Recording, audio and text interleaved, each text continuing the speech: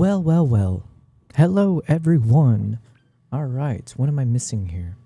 I got my stream up and running. My cats are here. Wow, they were literally just running around like seconds before the start of the stream. It's almost like I've trained them to know, hey, get in position, all right? So we got Nala over here hanging out with us. And we got Kimpa. Man, I was thinking, should I just on stream show you guys how much this dude sheds? Because I do need to brush him. But the problem is if I spend some time on camera brushing him, it might take like 10 minutes. And I don't think he ever stops. I don't think he ever stops shedding. So, I don't know. Anyways, welcome guys. Thanks for being here. Hello, DTK. Do to know over on the YouTube side. Thank you very much for starting off the stream with some lovely comments in the chat. You know, before I get into it, let me just say thanks. Yeah, so thanks for being here, DTK. And then we have our OG BC, Brandon over on the Twitch side. Thank you very much for gambling it all away. And you've gained some of our prize pixel point system. Ooh, good on ya. Like I said, one of the things that I've been dropping the ball on lately, I've been a bit swamped. It's not a good excuse, but I haven't been able to keep finding ways to increase engagement, like test out cool features for the stream, ways for you guys to use the channel points and stuff like that. So those are in my backlog. I don't want you guys to think I'm not thinking of it. It's just yeah, you know. But thank you for being here. BC says, good morning, good sir. Happy Wednesday. Thank you. Oh yeah, it is Wednesday. Happy middle of the week, everyone. Let me quickly introduce myself. I should probably do this on all my streams. I should probably start with my introductions because I'm a small streamer still. So any chance I can to share who and what I do, who I am, all that, it probably makes sense. So I am Yobel. I go by Yobel Prize across all social medias, starting from Instagram and now my focus being on YouTube. I am multi-streaming across YouTube, Twitch, and Kick. So wherever you're following me, I appreciate it. Feel free to cross-support me across any channels, but whatever you use, I'll be there. I do wildlife and travel photography. I would like to say my first passion level will be storytelling, and then it's traveling, and then it's photography and videography. That's kind of the hierarchy of what I care about. So I often am passionate about traveling the world and trying my best to capture the stories from around the world. And so I started in photography. Now I'm shifting over into learning filmmaking and cinematography and all that fun stuff. Making YouTube videos, vlogs, talking head videos, all of that. So if you tune into these streams or if you tune into my channel at any point, hopefully you'll get good flavors of what I do, the places that I've been to, my experiences there, what I choose to share with you guys, and hopefully it's inspirational. Hopefully it gets you to enjoy the beauty of the world and all that fun stuff. So I think that covers my intro, right? Am I missing anything? Yeah, so I do a lot of photo and video edits on the stream. And like I said, I got my two cats who hang out with me. So this is Nala over here. She's the older sister of the two. I don't know how old she is. Oh, wait, I adopted her end of 2020 during COVID. So she must be like 5 to 6 years old, something like that, right? Or she must be at, I don't know. She's like 6 years old. We'll call her 6. And then this one over here is the younger brother, Kimpap. And he is probably a couple years younger than Nala. So there you go. That's the crew. That's who hangs out with me at times while we stream. Otherwise, this is what we do. And I do my best to try to stream about 5 times a week. That's what I'm currently going with. In the beginning, I actually was streaming like every day. Oh yeah, this kind of takes me back to what I wanted to talk about. Oh, and the last thing I should probably say, I should put a disclaimer somewhere. Maybe I should add some overlay that says self-diagnosed ADHD, warning label, right? Because that's what I am. I am self-diagnosed, but I'm like 95% sure that I have some form of, whether it's ADHD, it's just my brain no work, no good, So I'll lose track of what I'm talking about. I'll jump between random things. Yeah. So what was I going to say? Oh, yeah. So anyways, I think I saw DTK's message and I was saying hi to him over on the YouTube side. And then just behind the scenes, in terms of just catching you guys up on the things that I'm working on, I'm I'm trying to work through a lot more YouTube videos. I mentioned I have an awesome YouTube editor now that I've been, we're on a good working relationship now. And so hopefully it'll continue. You'll see epic, awesome content on my channels. As part of that, I'm finally getting to making a YouTube video that breaks down all of my learnings, not all of it, the key learnings that I have to share from my experience live streaming. And it probably won't be, I don't think it's going to be from when I started until now. It's probably going to be about the first 46 days of me streaming. So basically a month and a half. But basically I went 46 days in a row without missing a day, streaming anywhere from usually around 6-7 hours per day. And I know that's a meme, but realistically, I think it was around 6 to 7 hours every day.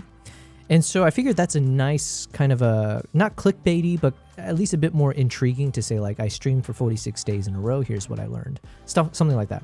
So I'm kind of going back in time now to review some of my first live streams, like the analytics, whatever I can pull together. I'm putting a list of all the different softwares, plugins, third-party tools that I basically researched and, tested out during those first 46 days.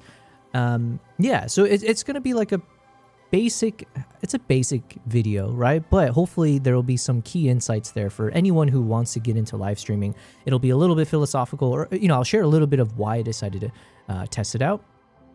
But then also, hopefully there will be some key learnings, because I did go off the deep end.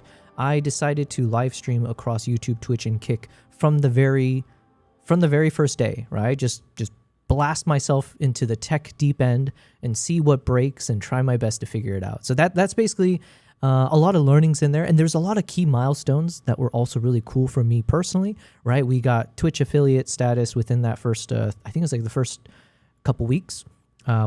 Starting to slowly build up a community. It was really fun to actually have people interested in talking back to me in a chat form. There's all these key things, but definitely hit some milestones. We made our first travel vlog video, that Mongolia episode 1, which took 20 something days. So there's a lot of key things that I think I can parse out and then share in a compact YouTube video, including here are the key tips I would recommend, and here are the key mistakes that I might have made. So yeah, anyways, we're going to put that together. I forget why I was bringing that up. It was something about DTK. Due to know you said, I loved it. By the way, I'm back. Thanks for being back. Thanks for tuning back in. And we got Rachel in the chat. Rachel, hello. Welcome. Thanks for... It's so cool. You know what? That is one thing I will definitely share in that video. It's a really cool feeling to have people who, find you interesting enough that they will tune back in. I don't expect you guys to be watching my entire streams or anything like that. I know everyone has their lives that they have to live, and you've got whatever. But for anyone who even pops in for 5 seconds to say hi and just acknowledge my existence, it is a cool feeling. So I appreciate every single one of you guys who just pops in to say hi. That's it. So yeah. DTK is asking, how am I? I'm doing very well. And I just, I pinned a message on all the platforms. I have just released my latest YouTube video. And actually, you know what? Let's do a more targeted one. I did create this command, BTL. Oh, my nose is runny. I need to go blow my nose. I've just popped into the chat. Hopefully it's working. Oh, it's not working on the YouTube side. Why does my YouTube connection keep having issues? Issues. What do I do? How do I fix it? Here, if I do it manually in the YouTube chat, does that work? It doesn't. That means it has something to do with Streamlabs. Okay. See, look, listen, all of these learnings, even though I'm still struggling now, right, with all the tech stuff. That's why I feel like if I make a YouTube video, it should resonate with some people out there, because I know I can't be the only one who struggles with all this tech stuff and figuring out why does this thing break and how come this one stopped working and yada, yada, yada. So, for example, right now, I'm using Streamlabs, and it has the ability where I've like connected up all my platforms. However, for some reason, my YouTube chat doesn't work. Or if I type something in my OBS chatting thing, it doesn't show up in the YouTube side. So now, and this happened yesterday too, and I had to like go into the Streamlabs settings, and I think I had to like unlink YouTube and then relink it, which is kind of annoying. I'm not sure what's causing it, but listen, what can you do, right? One thing at a time will fix it. So bear with me, guys. I'm just connecting this guy back up to my channel, blah, blah, blue, and boom, boom, bam. Let me just make random noises. Okay. Well, that's the best I could do. Let's see. Oh, yeah, it's working now. Well, there you go. There you go. All right. So what was I saying? DTK says, I saw it. I really liked it. Yo, thank you for the extra exclamation marks when you said that. I will choose to... I believe that means you really, really liked it. So that's a good feeling for sure. So thank you very much. Oh, you know what? I forgot. Did I do this on purpose? Yo, Yami. Hello, Yami. Thank you very much. Man, Yami is one of the coolest. Oh, you know what? And I keep forgetting to do this. So let me do this now. Firstly, thank you so much, Yami. You have given me a beautiful raid. And you are one of those that is like so supportive of the channel, even if I don't return the favor to you, which I apologize for. But my God, Yami is one of the OGs. So I think I can do something, right? Do I do exclamation mark shout out? Oh wait, it's already done it. Okay, good. So shout out to Yami _Akuma VT. Super cool photographer. I didn't know you also illustrate, or I don't know, what's the right word? Do you say illustrator, sketcher, drawer? One of the ers, right? So she's one of the ers for drawing things, and also a video game streamer. So she does it all. So thank you very much. And man, you just gave me a crazy epic raid. So thank you so much. And we got Aurora. Hey, I remember you. I remember that name. Aurora's in the chat as well. Yeah, thank you. So Aurora coming in hot from the Yami stream. Thank you guys. No worries at all. I always stream when you haven't even started yet. It's not a... The thing is that's a poor excuse on my end. So here's what I was thinking I'll do. Well, it depends. I was thinking like, because I caught your stream when I was at the gym, but the problem is I go to the gym usually in the mornings or early. Point is, it's in the top of my mind to find ways to constantly support where I can without the excuses. So, but thank you very much. Thank you for the raid as we start off today's stream. Yami says, I try to draw. Oh, Aurora, help me out. I guess I'll just call you an artist. Yes. So Yami is an epic, multi-talented artist. I try to draw, because I want to get better at it. You know, words of encouragement. I appreciate you saying that I could maybe do it myself. Yeah, there's some truth to that. But, you know, everything takes time. I appreciate it, but don't stress yourself out. Do you have a Lynx picture? No. Oh, man. Why'd you have to do me like that? You did me dirty there, Aurora. Because Lynx is one of those that I absolutely want to... I definitely want to capture photos of it at some point. And there's like a ghost Lynx that's been, you know, everywhere in the chats on social media going viral in Spain. And I was like, I would love to be able to photograph that ghost Lynx. Or a caracal. I have seen a caracal in my life in Kenya. I saw the caracal, carousel. I saw that cat in Kenya. I never got to photograph it though. Wait, hold on. Did I photograph it? I photographed, there's like two cats. There's like two small cats in Kenya, parts of Africa. Caracal or serval, thank you.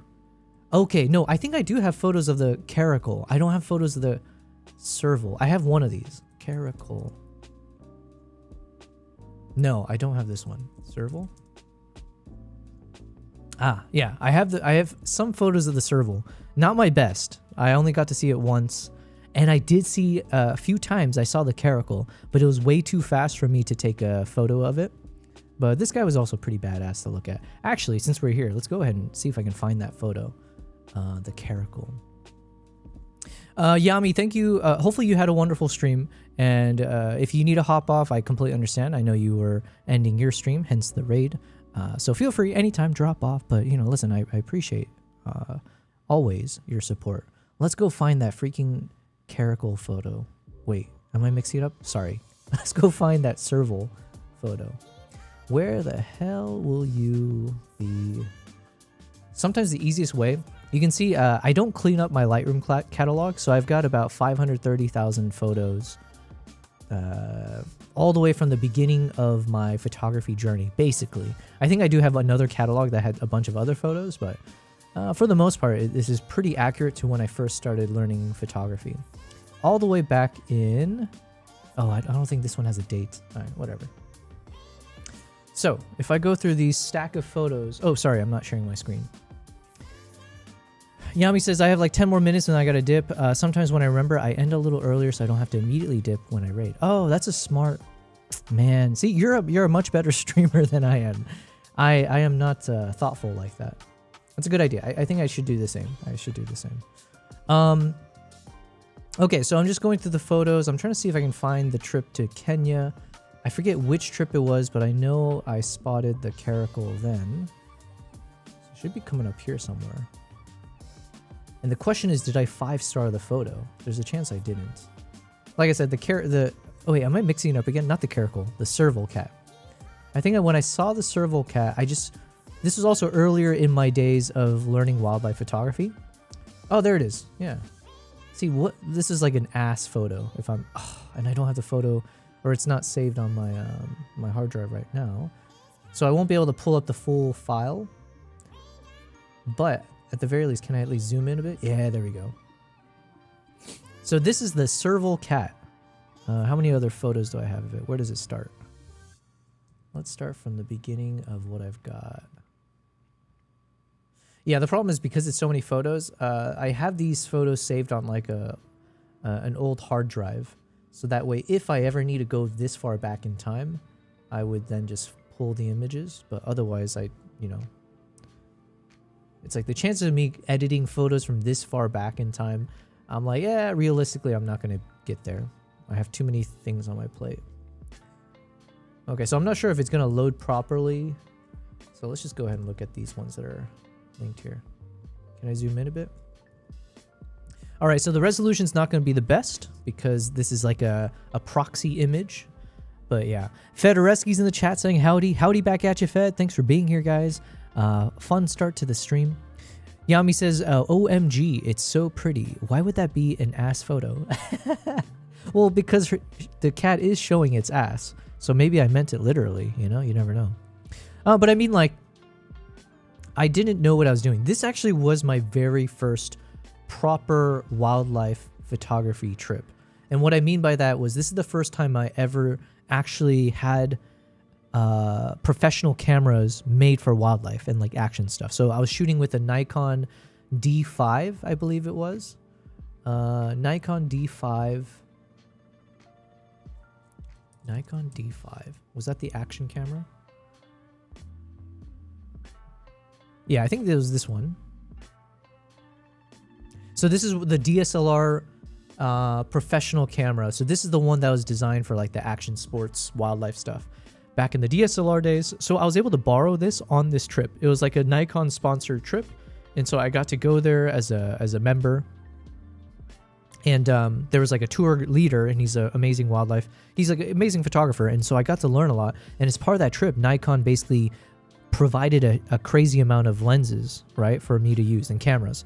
And so I got to borrow the Nikon D5, and I borrowed the 400mm f2.8 lens for the F mount. So super heavy. But that was the first time I ever used a camera and a lens of that stature, of that quality.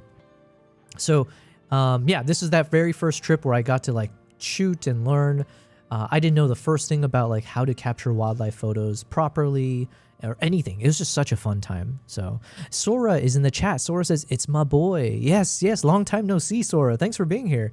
Hopefully you're doing well. Happy Wednesday and happy 131st day of me streaming. But yes, Aurora is correct. This is a wild kitty cat. Super cool cat for sure. I hope you have the photo saved properly. Not that if the hard disk dies, you lose the photos for a whole trip. You know what? That's like a risk that's probably going to happen to me at some point. I have backups and backups. But if my house burns down, all the backups are gone, and then I have backed up in the cloud. But I think I had to start to delete some of it, or I'm using Backblaze, which is amazing. but even that has a limitation on how much you can store, it seems. Or I have to pay extra to keep housing stuff. So yeah, I don't know, but this is actually the beauty of now being a YouTuber and live streamer. It also gives me more reason that if I go on a trip, I want to share as much as I can. So even if I lose the originals, hopefully I'll be able to post the videos or the photos to you guys at some form or fashion, whether it's a live stream or on my channels. So then it lives, you know, it lives and breathes somewhere in the world.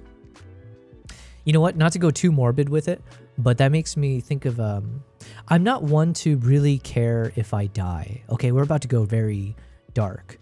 I'm not very like, how you say, if I die, I die, you know? It's just, when it happens, it happens. And because I've lived a good life. I've lived a fulfilling life. I've had good memories, cherished moments, all that fun stuff. The only time, I say the only time, one of the times where I feel like I would feel really bad about dying is like at the end of a trip. Let's say I go to Kenya or I go to wherever. Let's say I went to Norway, which I don't think this trip is going to happen now, at least in the next week. But we were planning to go to Norway to do a sled dog expedition. Imagine I did that trip and I captured some incredible footage and photos and stuff like that. And I wasn't live streaming, so it's all being stored in my memory cards and my portable SSDs, blah, blah, blah.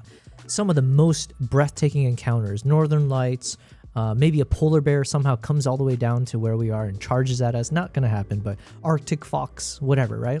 Beautiful experience. And now I'm on my flight home. Cannot wait to share with you guys all of the best moments, right? Oh my God, I went face to face with an Arctic fox. I took a selfie with that polar bear. But then all of a sudden turbulence in the plane.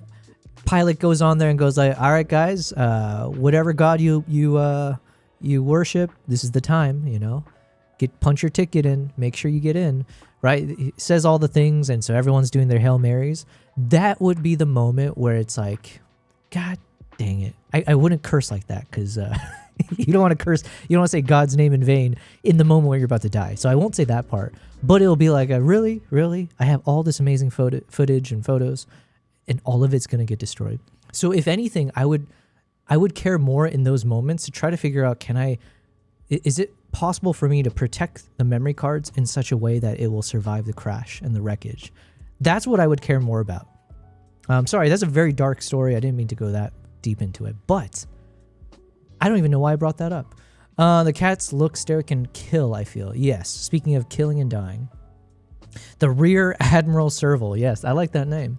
It's a really cool cat, and he's got that super long neck. It's like a giraffe neck. And the caracal, I think the caracal looks even cooler, if I'm being honest. Caracal, where was it?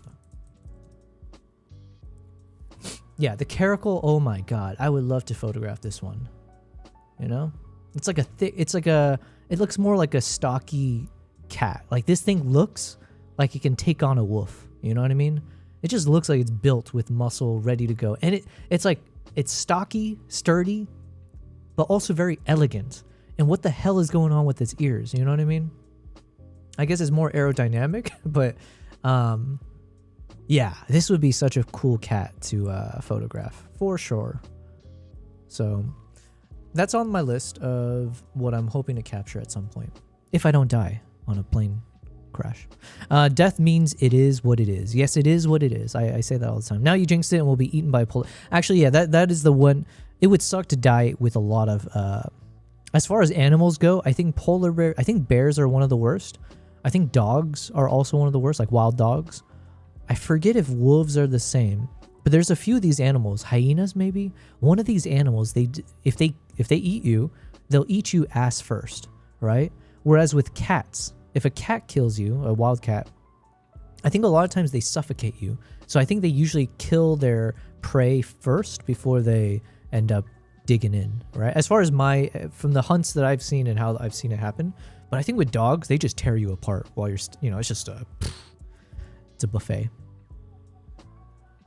But like I said, Fed, if I do jinx myself and a polar bear is the way I go, I've made the commitment to you guys already. And I know I'm not just bullshitting this because not that happened to me, but I did have a close encounter with an elk basically charging straight at me. That's going to be one of my behind the lens episodes. I'm going to share my first wildlife close encounter, and I have it on film. I have the video on my iPhone Snapchat. And so I know for a fact, in those moments where you think you're about to die, I will not let go of the record button. I will hold that button to my dying breath. So you guys can be guaranteed whatever shot that looks like to have a polar bear tear you apart. Well, you'll see it. Aurora says, oh, you just remind me that I have a video of a Eurasian coot. What the heck is that? A Eurasian coot that attacks a crow, which apparently is barely filmed, and I should upload it somewhere so it will not get lost. Yeah, you should. I don't even know what a coot is. I need to look this up. The caracal looks amazing. I love the dark ears. Yeah. There are quite a few animals who just start eating you, usually flocks. Oh, okay. When you say flocks, as in like anything that hunts in a pack. When I was trying to come up with the concept for my VTuber, I had considered a hyena VTuber as well. They are super cute to me. Wait, I might have missed that message somewhere earlier. Yami, did you say your favorite animal is a serval? Or, you know what, I'm not going to find it. So grizzly man mentality. Yes, you know, it's just, look, I'm a man of the people. I'm a man for the people. I'm a man for the views. I will share it with you guys. So... anyways, so that is my quick serval capture. I don't think I have any more of it. Oh, here we go. Well, file can't be found, but here's another version of it. No, I do have some other versions somewhere. Hold on. Let's see if I can find it. Will it pop up?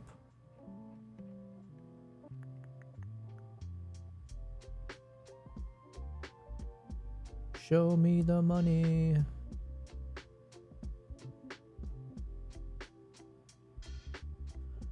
I could have sworn I have a few more of these kind of serval shots.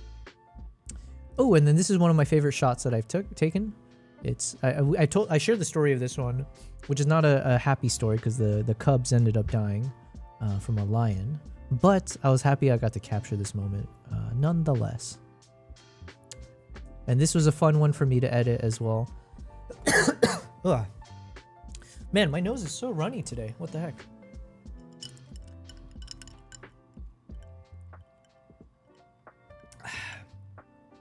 Yami says, I love so many animals, it's hard to settle on one, but all sorts of cats are pretty neat, and I love dogs too, and so many more.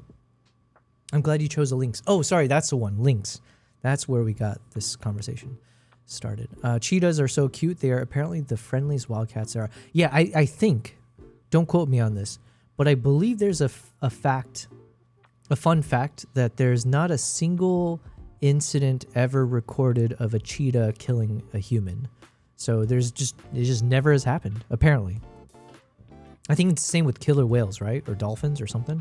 But yeah, cheetahs, while they look very deadly and they are dangerous, I guess they have a soft spot for us humans. And that's why you'll see oftentimes, although I think they started banning this in a lot of countries, you used to see a lot of videos where the cheetah will come up to the tourist vehicle and then hop up to the roof. And sometimes they'll just chill there to sunbathe and relax. And that almost happened with me here with this encounter. Basically, the cheetah came with her 2 cubs and came right up to the Jeep. I have some of these photos, behind the scenes videos on my Instagram page, but how can I show you guys? Well, I guess you can kind of see from this angle, like the cheetah cubs were super curious and they came right up to the Jeep. That's why you have this kind of like a top-down photo here, because I was in the vehicle and then just pointing it straight down. But yeah, cheetahs are super friendly. I think cheetah cubs are probably the most adorable of all the cats because they look so different from their I guess adult version, because they get this like cool like mohawk fluff on the back and their fur tends to be a bit darker. So it's like this ninja, I don't know, just like a cool, you can see it here with this side profile, right? It's got that lighter tuft of fur on top, but then their base fur or whatever is much darker. So it gives off this kind of mohawk spine visual. Hyenas are also pretty adorable. The hyena cubs. Hyenas are ruined from Lion Kings for me. You know what? I'm a huge underdog fan, so anytime people don't like something, part of me starts to like have a soft spot for that. Cheetahs are also one of the few big cats that can actually purr like a cat and they can't roar. Oh yeah, I have on video. I wonder if I have any recently. I know I've captured sometimes on video the sound of the cheetah, and it's like a chirping sound. It's so crazy. Same thing with the lion cubs. They make this like chirping sound. If big cats can roar, they can't purr, and vice versa. They really are just big kitties. Yeah. Aurora says that's a cool shot. Thank you very much. I really like this back in the day. Oh man, I spent hours on each of these photos. Yeah. We'll do some like trips down memory lane some more as we go. But in some of these you can see some of my hero images. I would then create duplicates, and I was testing out all of my presets at the time. So I would just test out each preset, see how it looks, if it's acceptable, and this is how I would then say like, okay, these presets are approved that I can start selling it, because I feel like it all gave different flavors that didn't end up destroying the shot.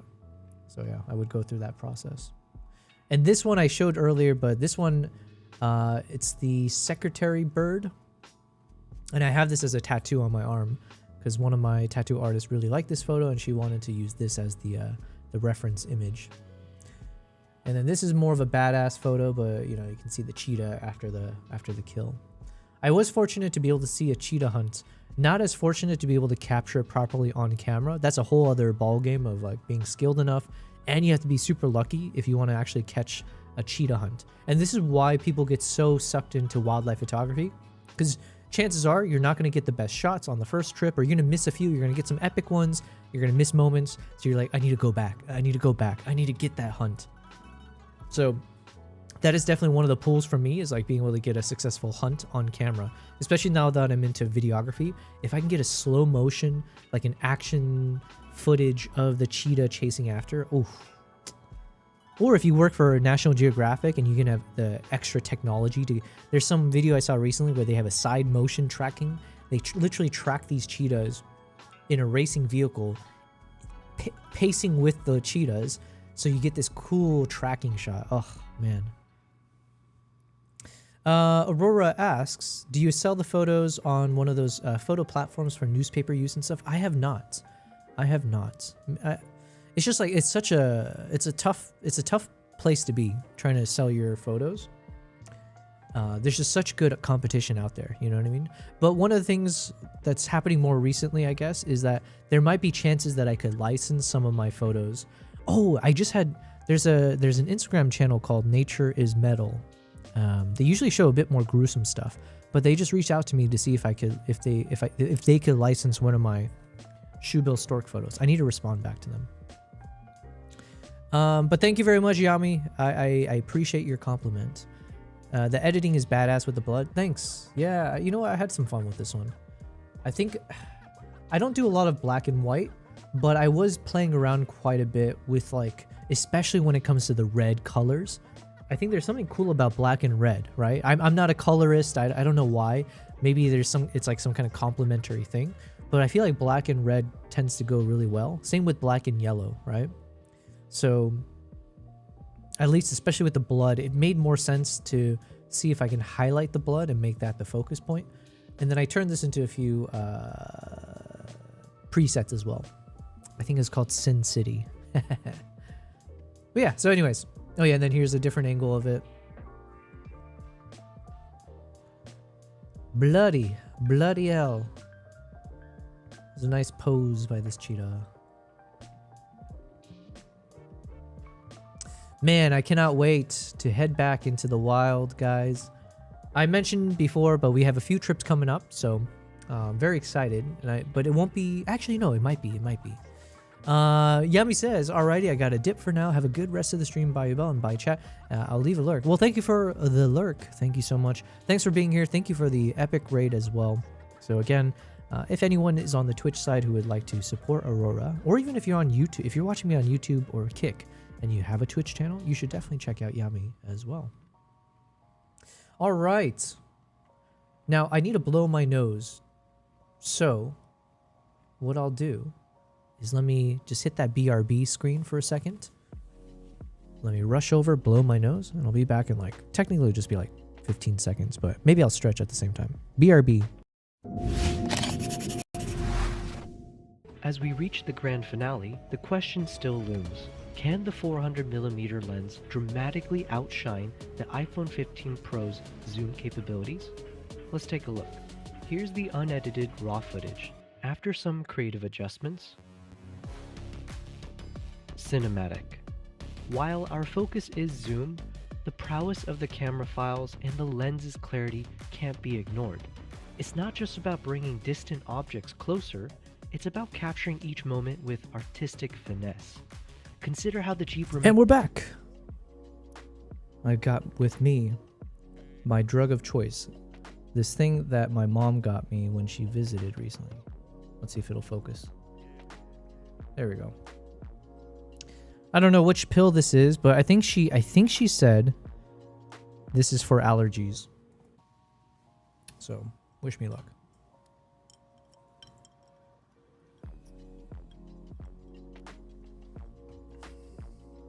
All right. Welcome, guys, to day 131 of the stream. Happy Wednesday. And my cats are also here saying happy. Enjoy. All right. The trust, says Aurora. You know, like I said, if I die, I die. It is what it is. All right. So thank you for the questions. Thanks for, what did I hit here? How did this happen? Oh, one thing I love and I hate about Lightroom is that everything about Lightroom is shortcut based. Every freaking letter on the keyboard does something. So I don't know what I hit here that did this. Maybe I just hit this X. Nope. Okay, anyways, it's gone now. All right, so today is another day where I'm gonna be just cracking through what I need to. So maybe what I'll do, because I am editing some Sri Lanka photos. No need to not do that, right? Let's continue doing that in the early part of the stream. We were editing this monkey video, or not, sorry, I can't speak today. A monkey photo. And I think I wanted to watch a YouTube video at the same time, right? That's been really fun for me to kind of just start off the stream with a little bit of a warm-up, you know, talk to you guys in the chat, maybe casually edit some photos as we watch some video, and then we kick into the more intensive video editing stuff. Ayo Vero is in the chat saying, hey, yeah, I'm sorry I came a bit late. Wow. Without reading the rest of what you're saying, you don't have to apologize. But thank you. Thank you for being so considerate. But anyways, he said, I'm sorry I came a bit late. Just here to check on and see. Might as well drop a message here. Yes, thank you. Hope you're doing all right and well, and hope that you grow more in the channel. Goodbye. Thank you very much, Ayo. All of that does help me, by the way. So I don't know to what degree, right? I'm not deep inside the algorithm, but my assumption is anytime, you know, if you're engaging in the chat, if you're liking my video on YouTube, if you're whatever, right? Sharing it or just watching, right? Just being there to watch. All of that does, you know, it does like send signals to the algorithms, YouTube, Twitch, Kick, or whatever, in a way that I'm sure it's like one of those, what do they call it? There's like those analogies, but it's like a grain of sand. And over time, if you have enough of it, it turns into something, right? So every time you guys do that, it does help my channel a lot. So yeah, thank you. I even mentioned it earlier in the stream, just to, even if you have to go, if you type something in the chat and let me know, that's awesome. So thank you. Aurora says, I wonder, it might be personal, but if I would have a wife and kids at home, do you think you would have a different mindset about if I die, I die? That's a really good point. Yes. Yeah. I mean, for sure. The moment I feel like I have these responsibilities that, you know, yeah, the moment I have responsibilities where someone else, especially in the situation you're talking about, if I have other people's lives dependent on me, so less so about the wife, more about the kids, I guess, then it becomes a different story where I would recalculate how I live my day to day. Because, it's like one of those, well, now you're not living your life for just yourself anymore. You're living a life for this new generation, right? Your offspring. And I think that's a very animalistic thing, right? It's not even a human thing. It's just like once you become a parent, right? You can argue maybe be like evolutionarily speaking, that is like our main drive, is to live a life where you can pass on your DNA, I guess, or you pass on the best of you into the next generation, that they will hopefully survive into the future and continue that trend. I don't know. Ayo says, because I need to sleep. Sorry if I'm not really active. No worries at all. Like I said, thank you for being in the chat and hopping in. So yeah, that is a huge thing. And Aurora, I think you said Twitch suggests viewers, other streamers, that other viewers that watch the streamers as you do to you. I'm going to read that sentence again. Twitch suggests viewers, other streamers, that other viewers that watch the same streamer as you do to you. Okay. I don't know why. That was an interesting sentence. It felt very sing-songy. I get what you're saying. Yeah, I think, yeah. And you know what? It's who am I to know what's the best strategy with all of these channels? But I've been doing my best not to care about metrics so much, right? I think I care more about just making sure, am I comfortable being able to talk like this for a long time? Can I keep improving my confidence and my comfortability with being a streamer? Hopefully infuse more energy more consistently throughout, and then make the adjustments over time to make it so that if a casual person hops in, they do feel like this is a professional setup and not like a typical me fumbling around. So yeah, it's all about the learning process for me. And like I said, my goal is I want to maximize the different ways that I can share my travels, my experiences. So until I have that wife and kids, Aurora, I will be able to travel quite often and make the most of it. But yeah, that was also the reason. This might be another behind the lens episode that I'll make eventually, but I want to talk about why I decided to move to Dubai from the US, right? Because even to this day, but I remember especially back when I made that decision, none of my friends could understand why. They just couldn't fathom, or yeah, they couldn't understand the thought process for why I would choose to leave the US. It's one thing to move from one state to another, but then to move to a completely different country, and not just any country, but one that's like halfway across the world, with all of the misconceptions that, especially this, like, at this point, almost 10 years ago or something. I don't know when it was. People just like, oh, Dubai, you're like living in the desert, and like, isn't it super conservative? And, I don't know. It's just like nobody knows anything about Dubai. So nobody understood. But one of the reasons that I decided to make that shift was because at the time I was in my mid-20s, and as I was starting to pick up a few of these passions, like photography was a newfound passion for me, and I realized that if I want to make the most of it, I have to put more time into it.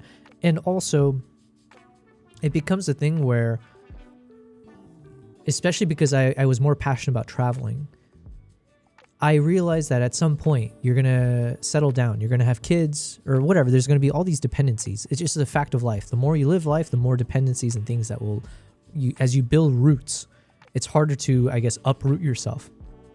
You'll have excuses, right? It's like, I wish I could travel, but I got kids, or, I got this, and this. Or even your parents are getting older. So it just becomes like, at some point, if you wait too long, you might have to take care of your parents, or you have to, there's like all kinds of life problems that get in the way. So I figured I just need to pull the trigger.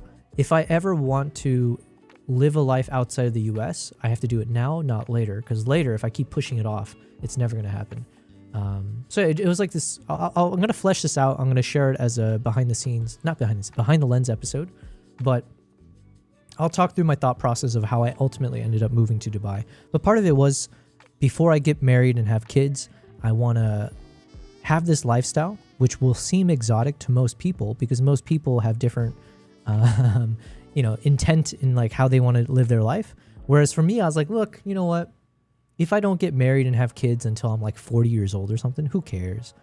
My brother already has 3. He has a 3rd baby on the way. Okay. So my brother's already holding down the fort, because it's not just an Asian thing, right? But there's a stereotype, like, it's like growing up is like, your Asian parents are like always demanding you to have a certain life and then also have as many kids as possible. So yeah, actually it's not just an Asian thing though. But yeah, my mom would always be asking like, when am I going to settle down, have kids? Thankfully, my brother swooped in there. He's like, hold my beer, and had 3 kids, or the third one's on the way. So my mom stopped asking, stopped caring. So I've been able to live that life of doing my thing as I guess a bachelor lifestyle, if you will. And he's gonna carry on the genes of my family. What am I talking about here? Aurora says, good airport connection to everywhere in the world would have been my guess. Yeah, that was one of the reasons why I moved here. I got fortunate. I worked at a company that was an international company, and they had an office in Dubai. And when I was in my early days of being, out of school, fresh out of college, junior level, whatever at the company, there was a project that they reached out to me and said, like, would you want to fly to Dubai? I think they asked me and like, hey, we've got this project. It's going to start in like a week. Are you willing to pack up your shit and fly out to Dubai for about 6 weeks, right? It was like 6 to 8 weeks. Are you willing to just uproot for at least 6 weeks and live there by yourself? And I was like, yeah, of course. So then I had this project where literally they flew me out there, which by the way was amazing because that was the first time I ever had a business class flight. And it's not just any plane. It's not just anything, right? This is a international flight, and it's Emirates Airlines, which is like one of the top brands out there. And the business class of Emirates is amazing. They have their own bar in the back of the plane, right? So anyways, that's a whole other thing. I was like, oh my God, it was such a crazy experience. So I was in Dubai for like 6 weeks, was there by myself working on this project. And it was a huge moment for me where I realized how much I've been living life in a very, very distracted, fulfilling, but very distracted way where, sorry, we're about to go into story time. I might as well just continue with this story. Mom, I became a father. Cat pics being sent. Yo, yesterday's stream, I had this, here it is. I still have it on my desk. Yesterday's stream, I showed this thing called the cotton carrier, and I just purchased it for some of my upcoming trips. And you can basically hook like a camera to the front. And I had my 400mm lens, so it basically felt like I was carrying a baby. Like I've seen those dads do it as well, where you gotta like keep the baby passive, so you like bounce around and stuff. Anyways. Cyronius says, sits more comfortably, story time. Yes, hashtag story time. And this will be a story I tell in a future Behind the Lens episode, in more detail and hopefully a bit more succinctly. But just to kind of wrap it up, I guess, or kick it off a bit more. So I went to Dubai, but one of the things I realized when it like takes an extreme for you to realize, or sometimes it's the absence of everything that you start to realize what you care about, what's missing, a prioritization that can happen, right? I talk about it in one of my, I just filmed an episode where that comes into play. But yeah, when I'm living in San Francisco, at that point, I was about 2 to 3 years into San Francisco. I was living with 5 other people. So I was staying in like a 6-bedroom, 2-story apartment complex, flat unit, whatever you want to call it. And I was living in a closet. Like literally my space was tiny. Like you can just fit a bed and you didn't even have space for a closet. The door opens up and you have just enough space for a nightstand and the bed. And that was about it. But it was really nice. It was clean. It was in the top of like a beautiful part of San Francisco. Every day when I walked to work, I would basically see the Alcatraz because I was at the top of the hill. And so you get this unobstructed view of the Alcatraz. And it's like, it's still one of the most, it's such a stunning thing to be able to, I'm very fortunate to have that view be the way I start every day when I walk to work. Anyways, I was living with 5 other people. So every day is like social hour. Somebody has some friend that they're inviting or has invited them to some party. And then you get invited by virtue of being the roommates or, there's happy hours. I mentioned there's Taco Tuesday, Thirsty Thursday, corporate office events and house parties. And then San Francisco also is bumping all the time, right? They got like the Pride Parade and oh my God, I forget there's something called Beta Breakers. There's like all these like festivities always in San Francisco. So you're always just like jam packed with social activity after activity. And it's, I'm not saying it in a bad way. It was so much fun, right? I kind of embraced my extroverted side. I was enjoying like this feeling of meeting people who are like-minded, you know, trying to figure themselves out after fresh out of college, and yeah, all that fun stuff. Cyrone says, what's your professional background outside of photography? Man, even that's hard for me to explain, and that's my problem for not knowing how to. But basically, I studied economics. I did a lot of business stuff, and I moved around between functions, but it was everything from like strategy to sales to like some like product, you know, like being like a product owner in some ways, and strategy, marketing. I kind of went through the gamut of everything. But towards the tail end of my corporate career, it was a lot of like working as part of an innovation team, talking to clients a lot, trying to sell them on the future of the, you know, future of the world type thing with my company. But yeah, it's just, you know, it was fun though. It was fun. So yeah, social life, crazy. But it kind of took the absence of all of that. The problem is you run into this feeling of FOMO, right? Rachel says, heading for a ruck. I have no idea what a ruck is, but go head off in that direction. You find that ruck, and when you're back, let us know all about it. Cyrene says startups then to some level. No. I wasn't in a startup. I was in it's an international company and all that. I mean, it's not a secret or anything. It's just more like, I don't know. Sometimes it's the details don't matter in that sense, but you know what? The reason I also don't bring it up as much is like San Francisco poisons you with the kinds of conversations that you hear all the freaking time. You go to every house party, you go to any social event, you go to happy hours. It's so excruciating where every single time you meet someone new, one of the first questions they'll ask is, where do you work? Like, who do you work for? What do you do for a living? Right? Because there's a bit of I think it's kind of like a stereotype, but I think there's a lot of truth to it. But there is some stigma around people who move to San Francisco. You're probably in the upper echelon. Just to even live in San Francisco, you know, there's that concept of gentrification. It pushes out people you can't afford to live there, right? So there's a lot of like white collar jobs, which is always in like the tech sphere. So the way that you have prominence or status in life in San Francisco is based on if you work for one of the big, you know, tech companies. Like back in the day, it was like the Google, Facebook, you know, Twitter, Uber, I don't know, those kind of guys, right? People put a lot of stock behind where you work, because the moment you say one of those names, that's how they start to acknowledge you, put you in a hierarchy of like, if you're worth my time, of like, I need to network with you or not with you, and all that kind of stuff. And like, for me personally, it's just, I don't know. I've never been sucked into that world. I just, yeah, it's not for everyone, and it definitely wasn't for me. And I just felt out of place with it. So it just got so jarring to the point where like I would make it a point to never ever talk about work stuff if I meet someone, or even just in a conversation, right? But like if I meet someone for the first time, I almost refused to like ever ask like, so where do you work, or what do you do for a living, all that kind of stuff. It's just so, yeah. But that is a San Francisco thing. So I think maybe even to this day, I feel a little bit of that lingering effect of like, I just don't, when I meet people, I just never ask them what they do. I never, if they ask me, then yeah, I'm sure I'll tell them, but it just becomes like a, do you really care? Or is that really what defines you? Is this your identity? Do you put your worth behind like the company? Unless it's like your own company, unless there's like obviously like some more personal thing behind it. Sorry, that's a bit of a tangent.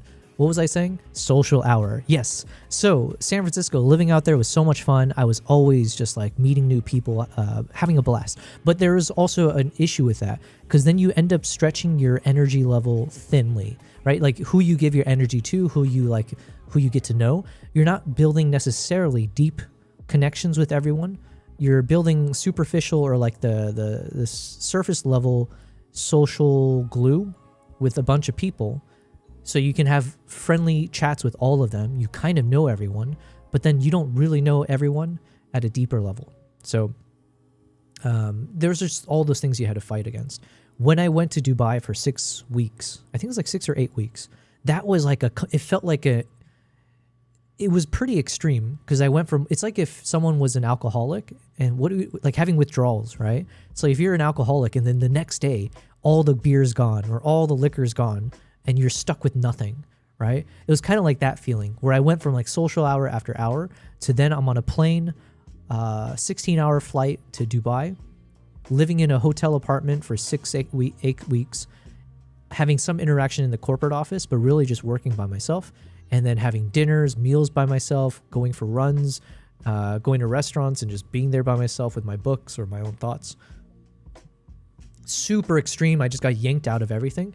And my God, that was probably the most important thing I could have ever experienced in a sense, because that absence of everything made me also realize the good and the bad of it. One, it made me realize how much I do miss the social stuff. Like, so for a little bit, initially, it's like the withdrawals where I was like, oh man, my friends, you know, like I miss seeing them every day, or like just having the chat and going out for parties or whatever else. But then at some point I realized, holy Christ, this is what it's like to be alone. This is what it's like to be alone in your own thoughts, to have the space, the empty space, to fill it in with the other things that were in hiding because you're constantly giving your energy to other things, like to other people.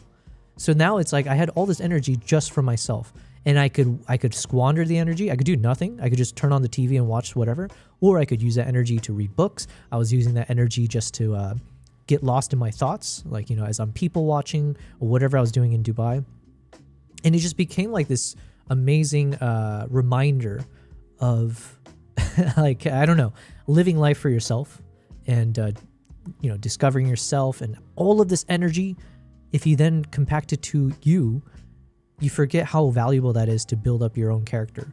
So very grateful for that 6 to 8 weeks. When I got back home, then I started to change my lifestyle a bit. So I remember at the time, I started to, instead of going out for the like social hours throughout the weeknights, I instead was going like every night after work and after the gym. I was going to this local bookstore, or it's like a coffee shop, and it closed at 11 p.m. So I'd be there for like 2-3 hours every night with a book, with a notebook and everything, and I would just read, and it was so enjoyable. And then I got some of my roommates to start to join me as well. It was fun. But anyways, long story. I got back in touch with my, I guess, like being by myself and like building my own personal development stuff. So then it came into that question of like, okay, I need to spend more time with myself. And some of the best ways to do it was to travel the world. It was like one of those nice realizations. So when I had the opportunity that my company had an opening in a different office, I just said, sign me up. So I put my name into the hat. I applied for this opening in Dubai, and yeah, got accepted, made the move.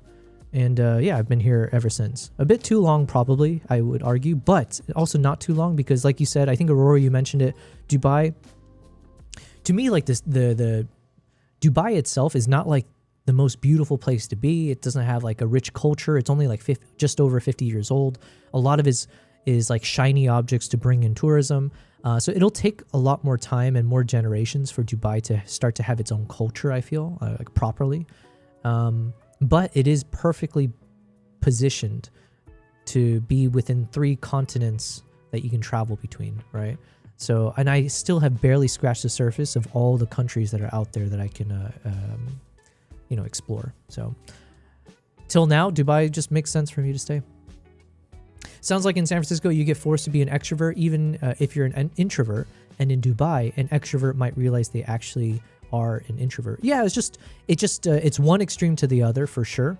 And I don't know how to describe it, but it is that kind of like absence of anything, or absence of everything, kind of makes you realize what matters to you the most.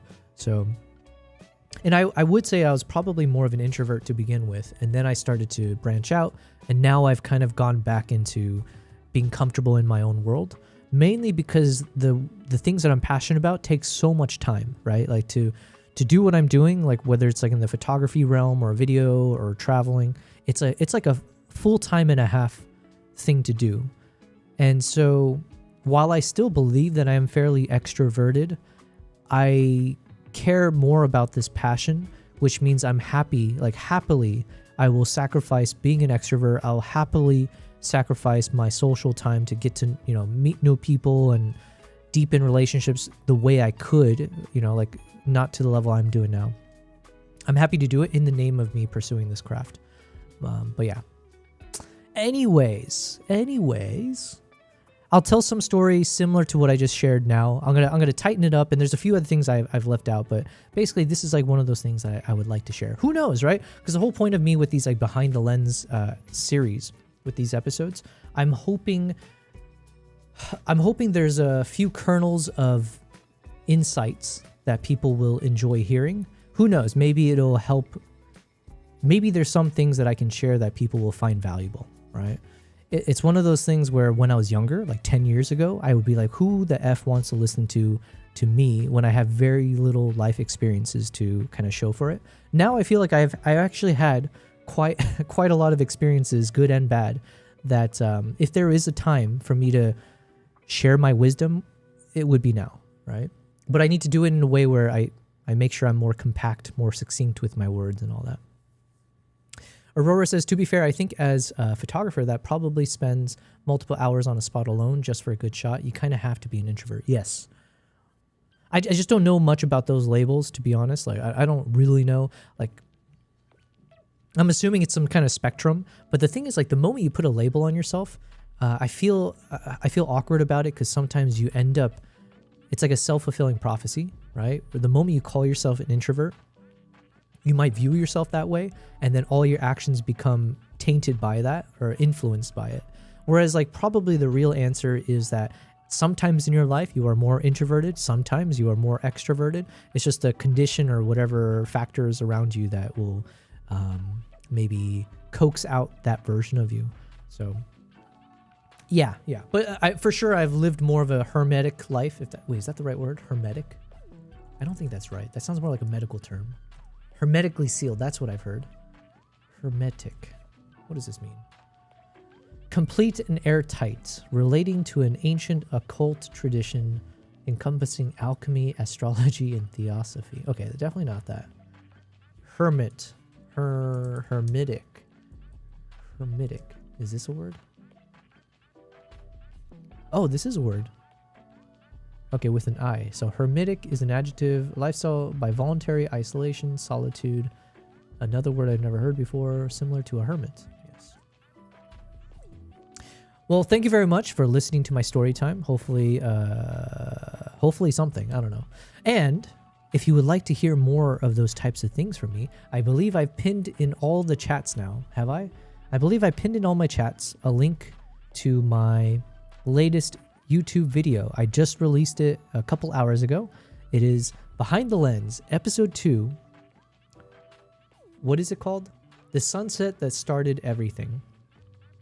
And basically it's my story of the moment that convinced me to become a photographer. So hopefully you'll enjoy that bit of story time. It's only 5 minutes, but yeah. It was really fun to make. And again, shout out to my editor. I put his information in the description, but yeah, shout out to him for making this process so fun for me to do. Because I've realized, man, and again, I'm so bummed in some ways that it took this long for me to find an editor, but being able to rely on someone to take your footage and turn it into something spicy and better, it's like, I can't do that on my own. Just the amount of energy it would take me to figure out all the steps on my own. I'd make one video every 2 months. Cyrone says nomadic. I think it's nomadic with the D. Also, my nose is like crazy itchy right now. I think there's like, I might have a cat hair stuck to me. Okay. I wanted to watch a video. I saw this video pop up called I moved to, oh, hey, look how, what's the word? How fitting is this? Coincidentally, this video is called I moved to a new country to chase my dreams with no plans. And that's what we were talking about, right? So I bookmarked this because I thought this could be interesting for me to get inspired by as I tell that story myself. Like, so I saw this thing pop up. I was like, okay, let's just watch a few minutes of it just to see if it's in the same direction I'm thinking of. In 2015, when I was 18, I left home. I moved here to Perth, Australia. Okay. Right off the bat, I mean, he's doing all the things that I feel like I made some notes before that I wanted to do this in some of my future videos. and he's doing it. So let me just take a note real quick. Cyrene says Nomatic is a camera bag brand. Yes, you're right. Do I have anything by them? I don't think so. But I remember seeing Nomatic before, and I just never purchased it. All right, give me a second. Where is YouTube? Video ideas? Was it this one? No.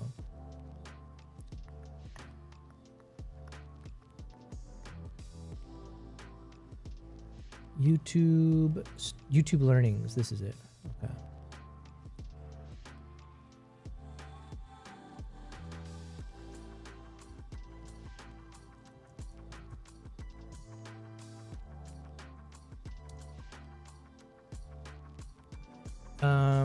So basically, the thing I was going to point out, my God, I have cat hair everywhere.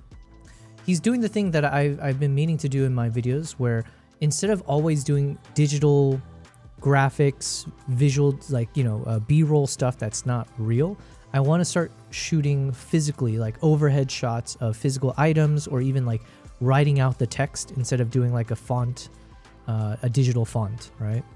I left home. So here he's obviously using his actual passport as a way to be a part of the storytelling. I moved here to showing his phone and then zooming in on the phone itself. So it's like a mix of physical and digital. So I think this is one of those notes I had for myself before. Making use of physical props, e.g. overhead shots, to tell the story visually, such as passport close-up, zooming in on a map on his iPhone, etc.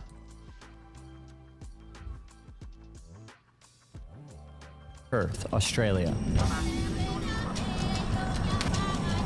In 2019, when I was 23, I left again, this time to Biarritz, France. A year later, I found what would become my new home, Santa Barbara, California. This is where I first lived when I arrived, in a shed. Small, temporary, but mine.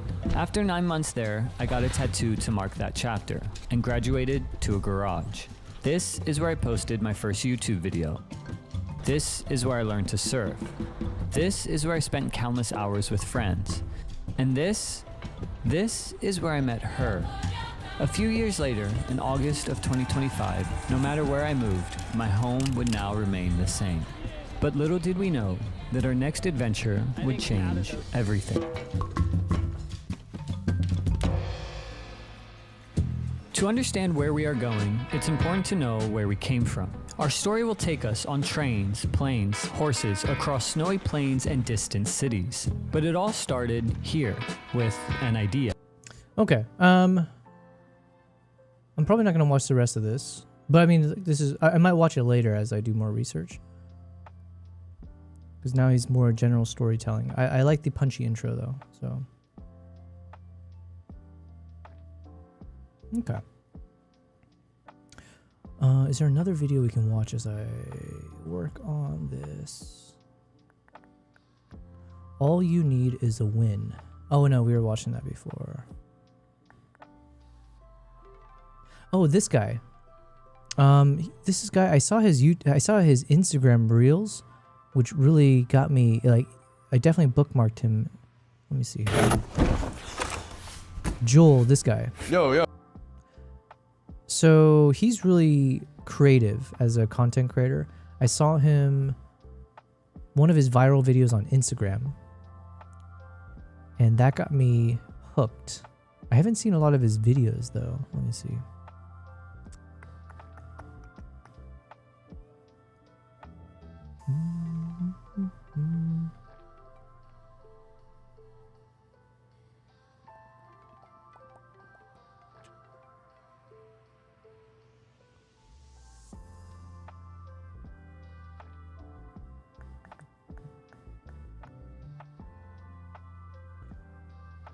For the past week, I've been spending my time in the beautiful country of Switzerland. I was asked by my friends at Creator Camp to go on a post trip with some other cinematic creators. I think these kind of opportunities truly come once in a lifetime, so I'm really excited to share with you. This is how the post trip went. Part 3. You got some dip?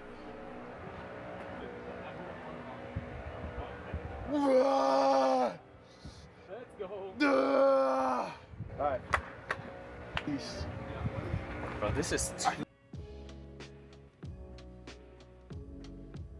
Okay, I think these are too long of videos for me to like watch now, but this guy, I'm a big fan of this guy, Joel Roak. Let me see, does he have his short? Because I saw it on YouTube, or sorry, Instagram. I'm sure he's got it somewhere. Let's see, maybe if I go by popular.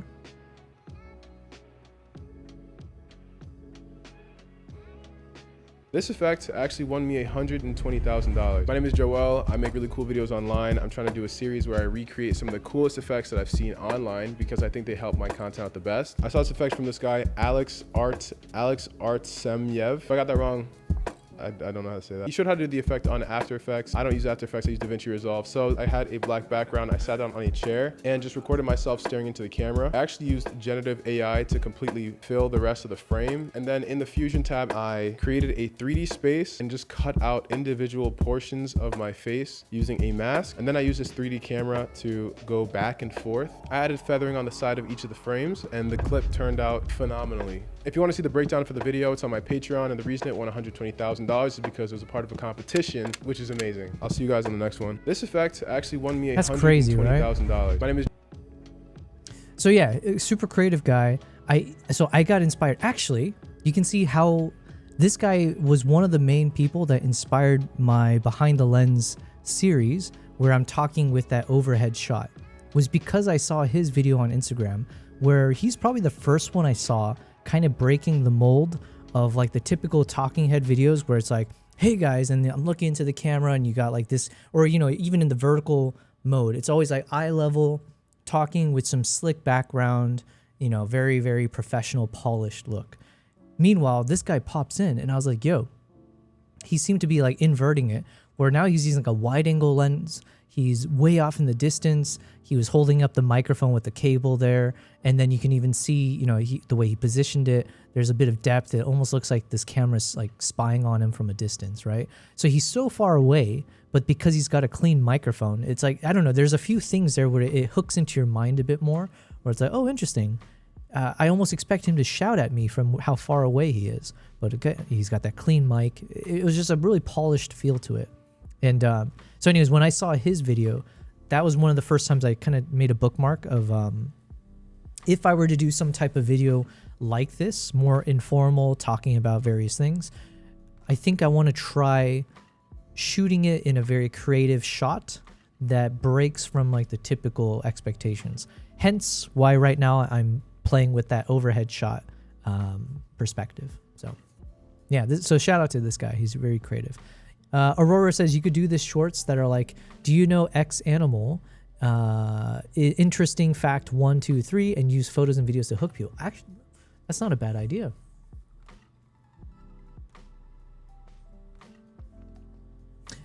Honestly, that's not a bad idea at all. So thank you very much. I need to obviously flesh it out a bit more, see if it works with my style.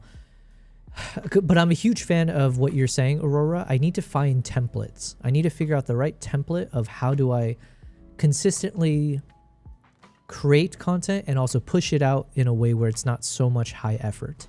So if there were ways that I can just take some of my best photos or videos and turn it into like some kind of consistent templatized way where I talk about it, yeah, that'd be good. I just don't know.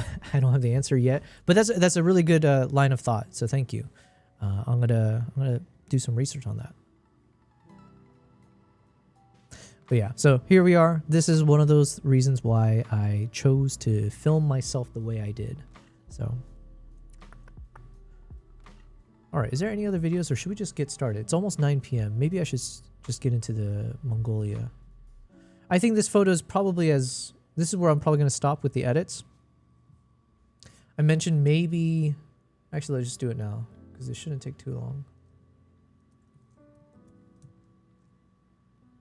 Sometimes I like to, with the wildlife animals, I like to take the eyes and then just kind of amplify it or at least make it stand out a bit more. And so I use a bit of I usually just use a brush, but then I'll have some softer edging, so I'll reduce the flow as I get towards the edge of the eye. So that way, whatever effect I do doesn't feel too harsh, like, you know, like a strong border. This way it kind of has a softer edging to it, whatever effect I do. And then in terms of the effect, I don't do anything crazy. It's more just kind of, you know, increasing the shadow, so maybe it stands out. Maybe it was a little bit too dark before. Sometimes I will increase the texture, because for some reason, when you increase the texture on the eyes, it ends up making it shinier, which is, which, I don't know, it looks nice. It can look nice if you don't overkill it. So you get a bit more shine to it. And then occasionally, just depending on the shot, sometimes I'll go to this noise reduction. But the problem, you know, so like you can see it here, now it looks blurry. So sometimes it's actually better to not reduce the noise on it, because then each of those little graininess adds a bit of texture to the shot. So it's just more of like I just look at it to see what it might look like. And then sometimes I'll increase the saturation depending on the eye color of the animal. Here, I don't think increasing the eye color will do much. So I think that's okay. I used to go crazier with it, but then I don't know. If there's one thing with wildlife shots, you know, obviously you want to maintain as much of the natural look as possible.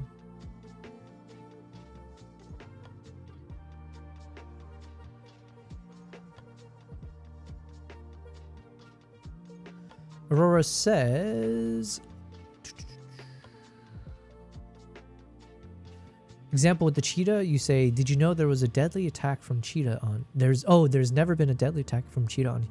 That's yeah, doing those kind of fun facts.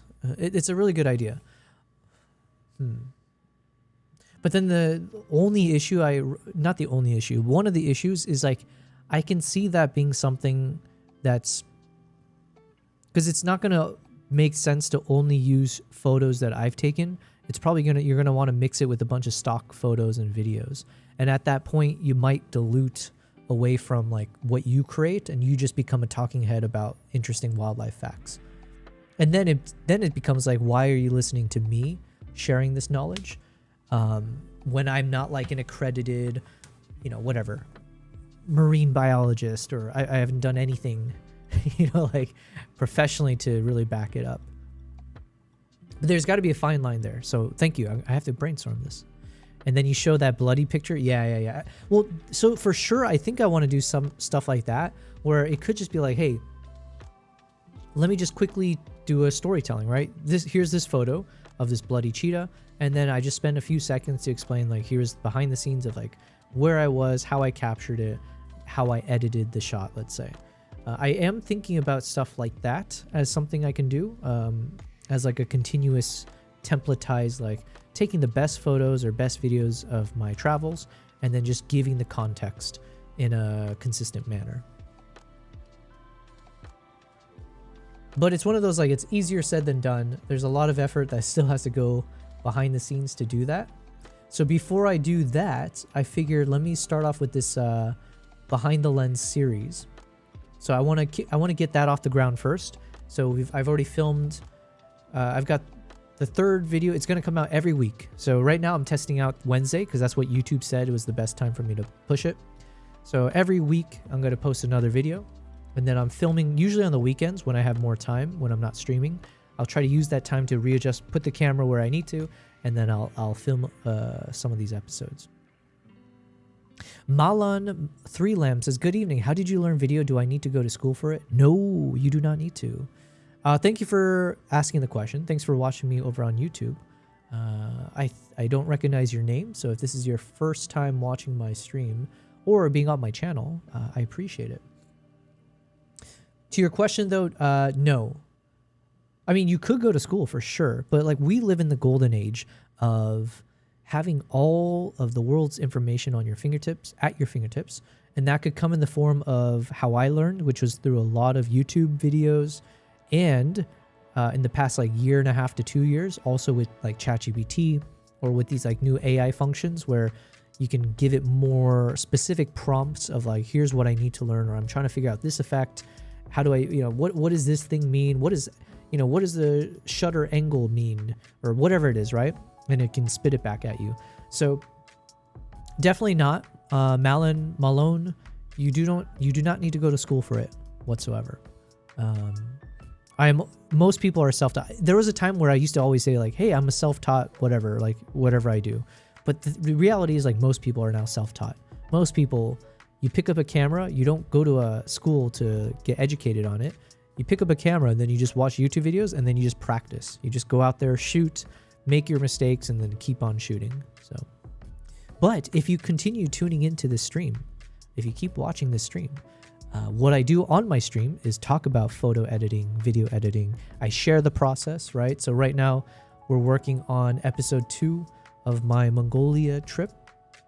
So you can see the entire process. That's what I like to share behind the scenes. So for example, here, you know, let's go and full screen this guy. You see how I'm making this video. I'll stop it. You see like how I click on this. What do I hit? What are the things that I need to adjust? How do I edit the colors? How do I figure out the music and all that? So that is what I do on my streams. So if that's of interest for you, well, welcome. We'll be doing a lot of that. Before I get into the video editing, I just want to finish off this photo here that we're editing of this. What kind of monkey is this? I think it's macaque. Macaque? Do I have it written somewhere? It's usually like either a langur or a macaque, or like the two types of monkeys. Macaque monkey. Oh yeah, and that's what the baby punch. Baby punch is one of these macaque monkeys. I don't know. And then the langur. I don't think it's a langur. Yeah, not the langur. It must be one of these. Yeah. Oh yeah, for sure.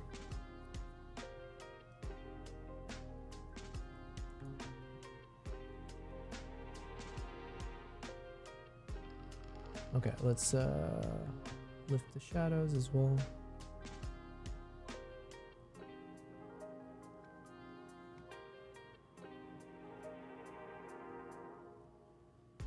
Okay, you know what? That's pretty good. And there we go. So then we get our final image. You got our before and after. Before, after. And this is where like the power of the the power of the camera makes a big difference, right? So I was shooting this with the Nikon Z9, I believe. Z8. I think I was traveling with the Z8 and a Z9 for this trip.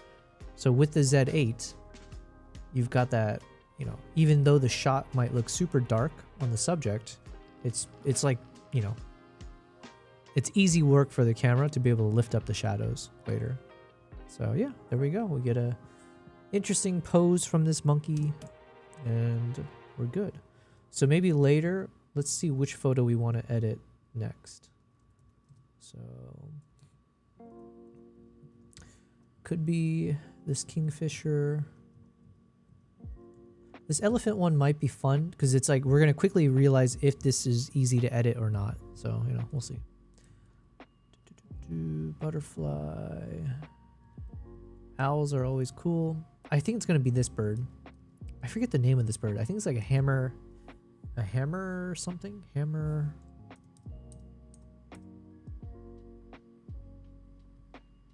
Yeah, we're probably going to edit this one next. So we'll get that one lined up. Also, what is this bird called?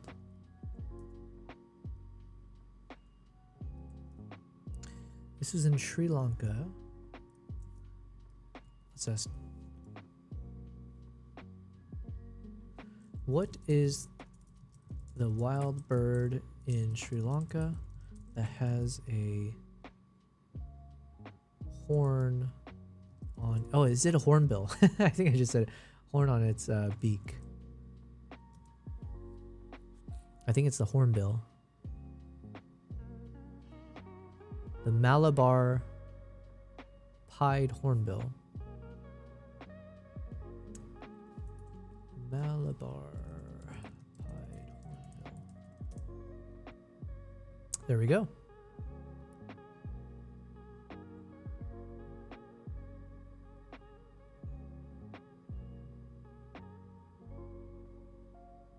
Oh, this is the... No, I did meet the Zazu bird. I forget if it's this one. I think it's like a variation of it. Which animal is Zazu? Yeah, the African red bill hornbill. This guy. Yeah, I saw this one in... where did I see this? Zimbabwe. I saw this guy. Okay, so we're going to edit this one later, but we're now going to shift gears. Let's shift gears over to video editing mode. And I need to get this video done. The question is, can I get this done in 1 week's time? I think so, because we made decent progress on some of the other key parts, or at least some of the problems I was running into of like mental blockers. So let's go ahead, pause the music. Oh, and then let me go ahead and start the...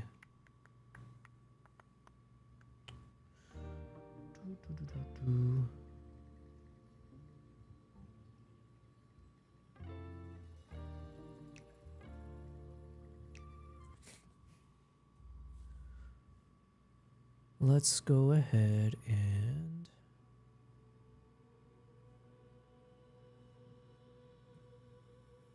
pause the music. Here we go. So let's start from the beginning. See how it is.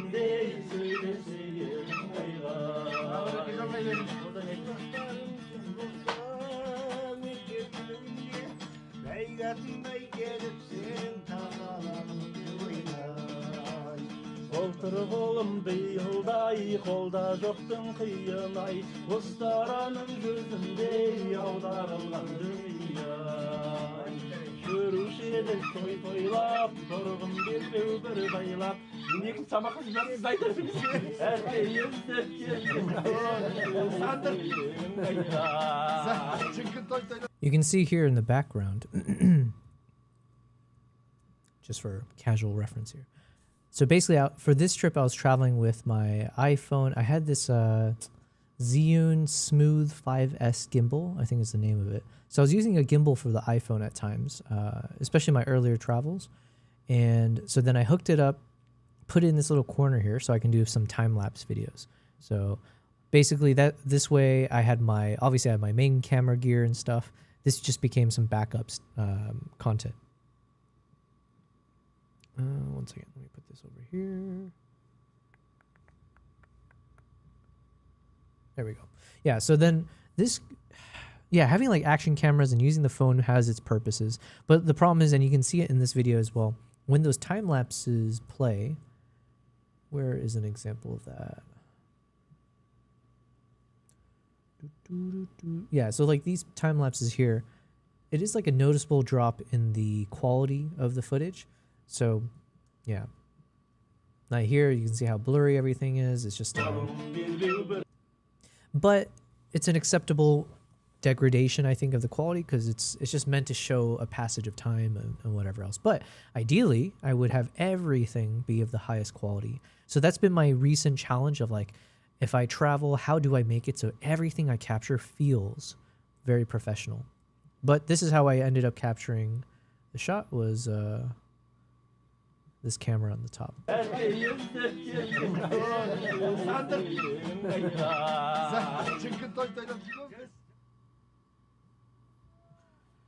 All right, here my voice kicks in, blah, blah, blah. I need to figure out still, we've got this eagle flying.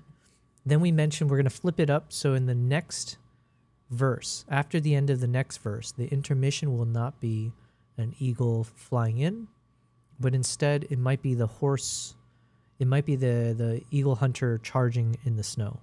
So just kind of mix up the intermissions. And this way, the last scene in verse number 2, this upcoming verse, will have footage of the eagle flying straight towards the rider. But yeah, this way we can show some of the more cinematic footage, mixing in with like the more cultural shots, if you will.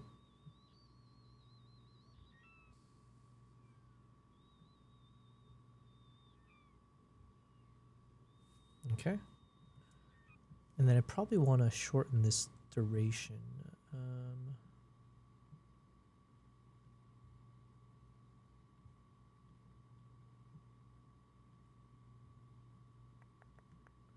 Like we don't need all of this space. Let me see.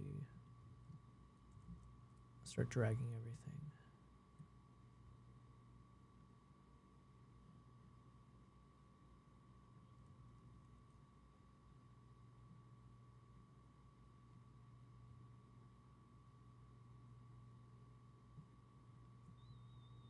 All right, we'll figure this one out later. Aurora asks, do you sometimes use your smartphone to make certain shots?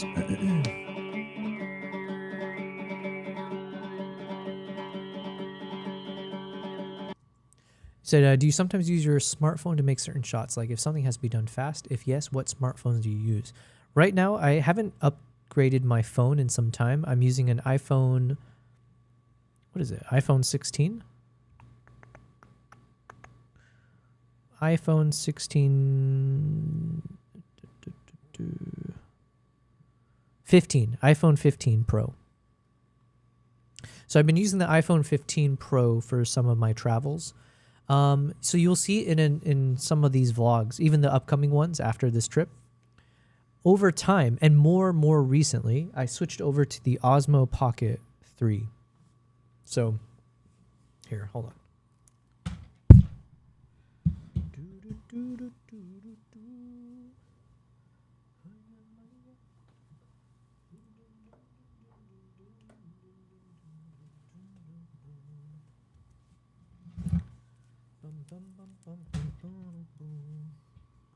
Boom. What is she doing over there? Also, it's a bit dark on her face, no? Maybe I need to add some extra light. She knocked over the bamboo hat. How dare she? Nala, what are you doing? What are you doing there?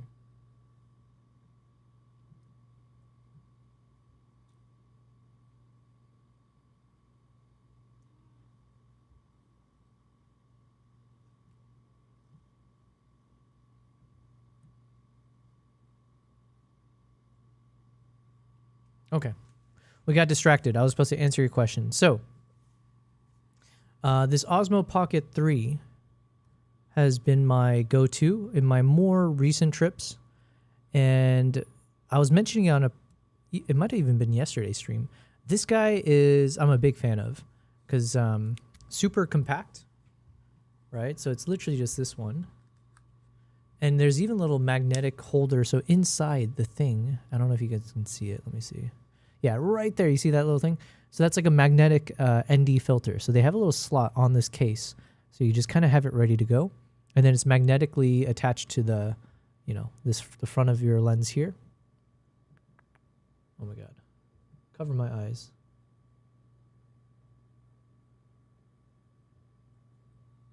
Will this work? Okay.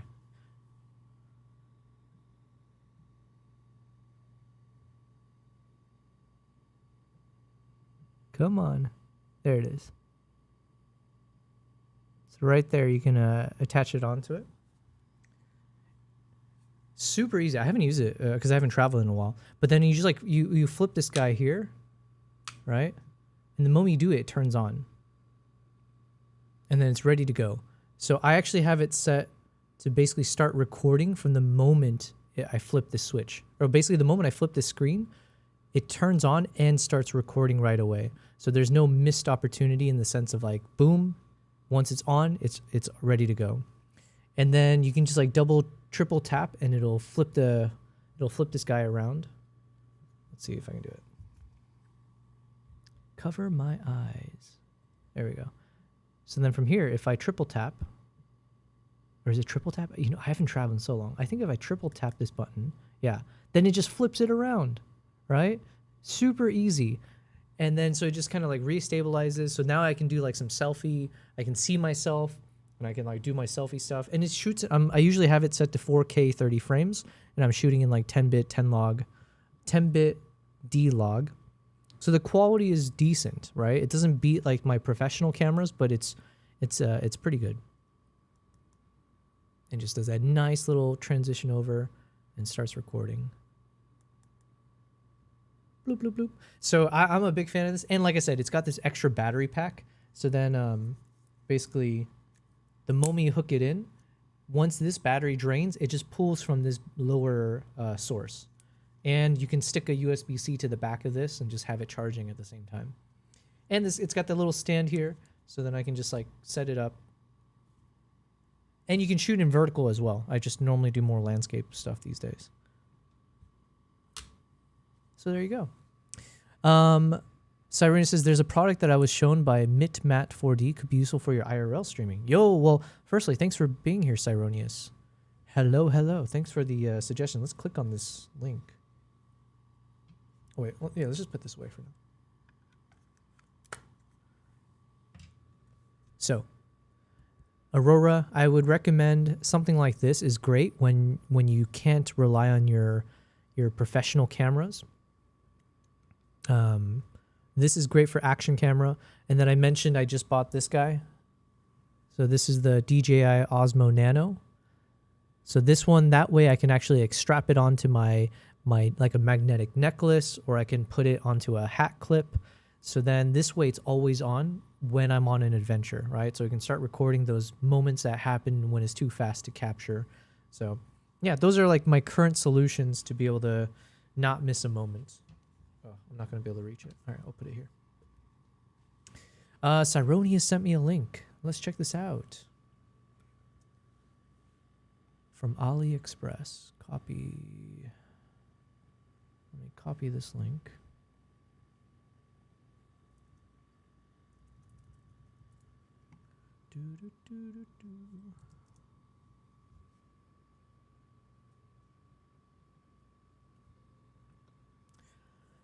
This is the 500 millimeter, or not millimeter, 500 meter wireless HDMI extender, video transmitter, and receiver transceiver for the DJI Osmo Pocket 3 UVC recording live streaming. When it says UVC, is that referring to like a, because I feel like I've seen that word, but it's like, is it something to do with the USB-C?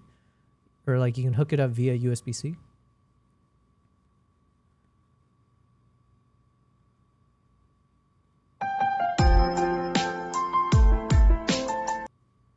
Don't need that cheesy ass music.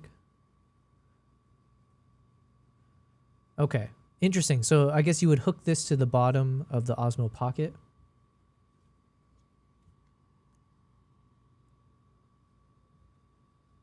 I wonder, is this a battery charger as well?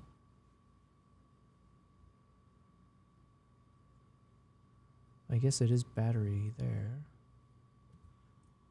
Okay, is this video just it rotating around? I thought it would give some more information. Let's see. Interesting. Okay, so you stack it up.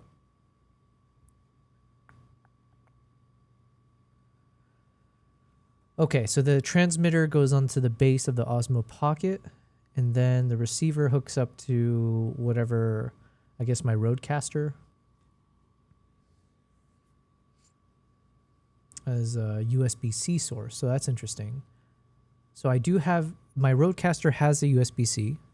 It has HDMI in and out. Okay, so it could do HDMI as well.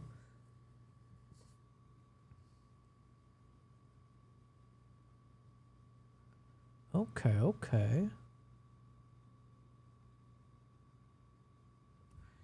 All right, let me copy this link. Thank you. Firstly, thanks, man. This could be very useful. I'm not sure exactly yet how if I end up using an Osmo Pocket hooked up to the front of the vehicle, this could be a method so I don't have to do like a wired cable, I guess, from the front of the Jeep to where the casing is. I can also see, oh yeah, I could hook this up to my backpack. So I can see a world where basically if this is that transmitter and I'm wearing a backpack, so then it hooks up here, so then this becomes like an immediate point of view style camera when I'm streaming. Okay, okay. We got options here.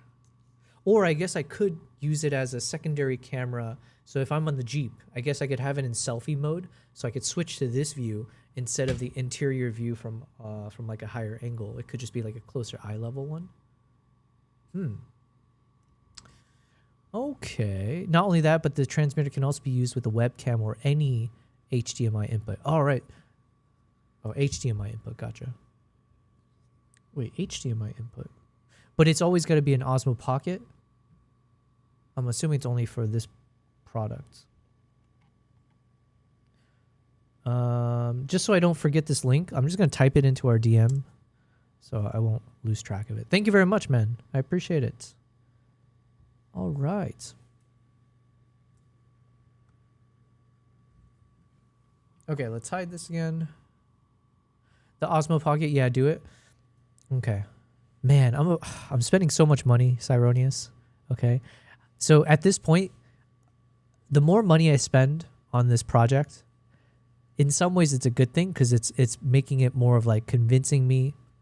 Not convincing. I don't need any convincing, but it is like committing me to making this work.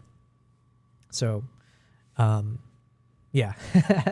Man, I'm super excited though. We're gonna make this all work. And like I said, Cyronius, you, Maple, sunk cost. No, listen, I know I said I studied economics. I think sunk cost is like literally the only thing I ever remember from the 4 years degree of economics. Such a BS degree, I swear to Christ. Yes, it is a sunk cost in some ways, but to me, I don't view it that way, obviously. Like everything that we're purchasing, I can use it for the streaming. I can use it for different functionalities, but the goal is obviously to do the IRL streams. But yeah, I think still right now the goal is that it's going to be me with my big ass camera with the 400mm lens, let's say, shooting the wildlife and then using the phone wrist strap thing so then I can switch scenes, or so either I have to manually switch the scenes myself if it's a one-man show, or I need to figure out if there's a second person remotely able to do the switching. But either way, let's say when I'm shooting the wildlife, I would switch to the camera view where you see what I'm seeing, and as I take the photos and videos, boom. Then we'd switch to the other scene where it goes into like interior shot, and that could be with like an extra Nikon ZR camera hooked up to the top of the Jeep but pointing inwards, so that becomes like the default interior. You see me, the driver, anyone else, and with the microphones, and we're on the road. And then we can switch scenes to the front point of view, and that could be a second Nikon camera hooked up to the roof and pointed forward, so you get that eye level, or no, you get the front point of view, wide angle. Alternatively, it could be something like this Osmo Pocket that's hooked up to like that tilt-to-arm in the front hood of the vehicle. My only issue with that I mentioned is it kind of blocks the view. So if I'm trying to photograph something in front of the Jeep, if that thing's in the way, it could just be a bit annoying. It's not like the worst thing, but it would just be something that's blocking potentially. There could be a world where, man, I guess with the wireless, you could set it up, maybe have it further away, or even like on the grill of the vehicle, so it's more like a low angle front point of view. That'd be crazy. Or from the back, I guess. But this is where I'm getting a little bit too overkill, right? So the basic setup for me is going to be, there's only 2 cameras, interior, exterior. Interior, like basically like this camera now, but just super wide and a little bit higher angle, so you see the inside of the Jeep. That's default mode. And then front point of view to see when the Jeep's moving forward and if we want to capture whatever's in front of us. And then the third camera is my camera that I do.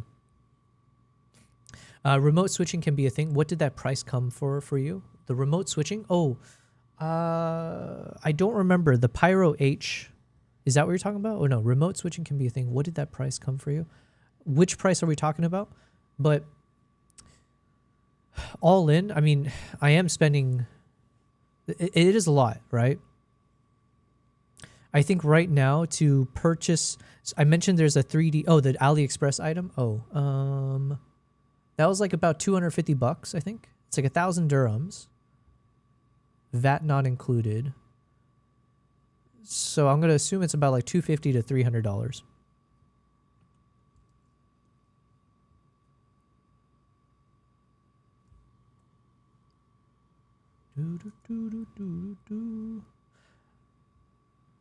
So yeah, it would basically be, let me think about that. $280. Yeah, exactly. 250 to 300-ish. Which is not the worst thing compared to some of the other items I need to purchase. So I mentioned earlier, one of the big items, I'm working with that the 3D printing company. They're going to do the whole thing where they're designing the unit. So we have a few rounds of like iterations. Then they're going to actually procure the parts and then print it out, and then put it all together, assembly it. And I think that's going to cost me like maybe like 1,500 USD to build the custom case for the Roadcaster and the recessed pocket for like the other units with the 5-inch monitor built into the case. So yeah, it's roughly like that. And then it doesn't include the cost of the case itself. So right now I'm looking at the Nanook 925. They are saying most likely this case should be the one that fits what I need. Nanook 925.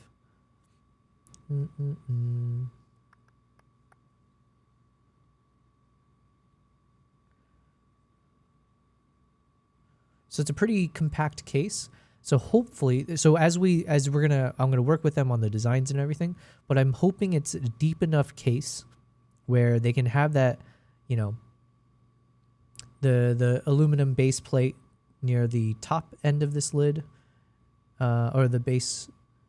Then underneath there should be enough ventilation and spacing for all the cables, and then a 5-inch monitor maybe attached to the top lid, and then it might have some like extra holders on the remaining space of the top lid, so I can attach whatever I need to, and then a portable SSD maybe can fit inside of here as well.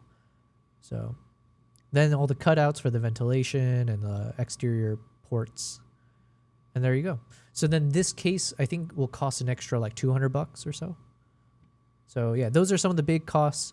And then I know, Cyrones, we were talking about like the Bella Box situation. What is all the cost all in there? Plus the Starlink. So then I would need to look at actually purchasing a Starlink. And I think, what do we look at realistically? That's like probably another couple $1,000s or something I should consider to have the Starlink. Ugh. So yeah, it's like, man, there's just so much money going one direction. But these are all things that hopefully, once we buy it once, then I can start doing these trips. And my goodness, because of all the barriers involved monetarily, but then also technologically, and then just the time to put some of these constructed parts together, it becomes a nice moat where if I'm able to do this successfully, it's not easily replicable from other creators who might want to just be like, oh, we're going to do the exact same thing. And then, whatever. So there will be a bit of like that first mover advantage if I do this correctly. But it'll like be something where hopefully the quality of what I'm able to achieve with this is not easily replicable, such that other brands will want to work with me to, let me stay at their lodge for 7 days, stream it, create content, you know, marketing collateral, all of that kind of stuff. And then we go to another country, go to another lodge. We continue over and over again. And then Cyronius, you, Maple, you guys should join me on one of these trips, because then it's like we got people who are actually knowledgeable about like the IRL streaming stuff. So then we can like do more proper, you know, I don't know, we can just do some fun stuff. All right, that's the main goal. So, anywho, with that aside, let's go ahead and crack through this. Let me play from the beginning here again. Refresher.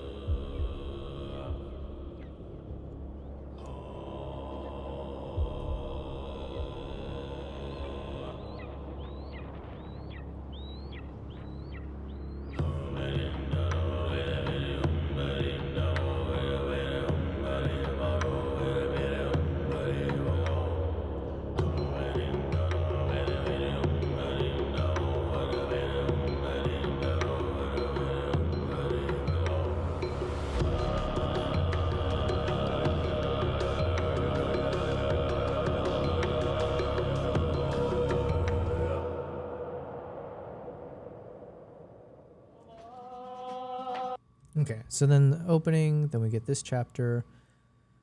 We get the eagle coming in for landing. Then we kick off into here. So let's play from here.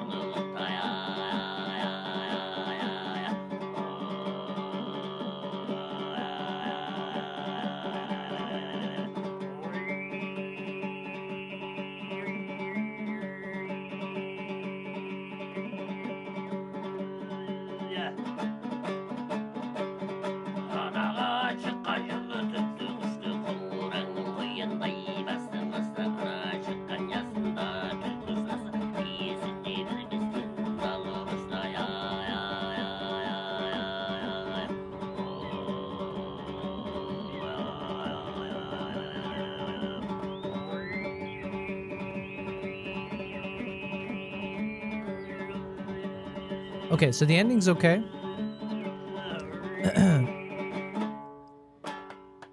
I think the ending's okay. The song itself is a bit too long versus like the clips that I was thinking of using.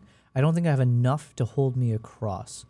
So like watching it start to finish, I do feel like it's a bit too lengthy and it's unnecessary. So my hope is there a possibility I can start the song a little bit later? So, because the song does feel like it's a few verses that don't need to be there if I can cut it nicely. Okay, let me just listen again. And yeah, anyways, right now we are streaming on YouTube, Twitch, Kick, and TikTok. How did I forget the name? TikTok. So wherever you're tuning in, thanks for being here. We're just having some fun. We're going to do a bit of video editing now. So this is my trip to Mongolia from a while back. And I'm trying to put a nice vlog together. Actually, it feels weird to call this one a vlog because it is more like... it is a vlog. But yeah, I'm trying to make it in a more poetic way where you hear through... Instead of chapters, we've got verses. And each verse is like some footage that I captured of the locals when they were performing, singing, that I was able to record, and then trying to apply a theme to the song as well as to the B-roll visuals that you see. So this song, because it's a bit more energetic, it feels more in the mood of the hunt and like a way of life for the people in this area where they usually are hunting all the time for a living.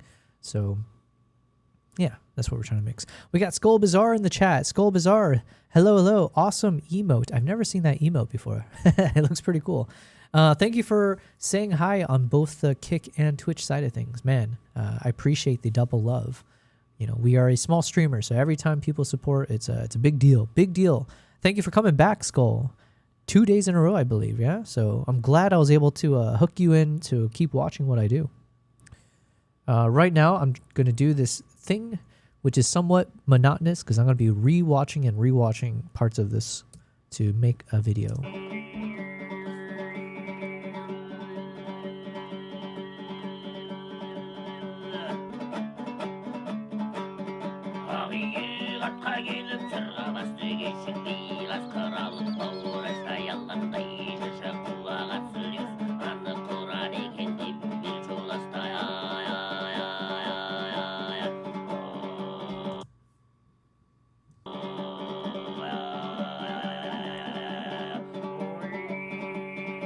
Okay, so here, it looks like somewhere around here, potentially I could cut.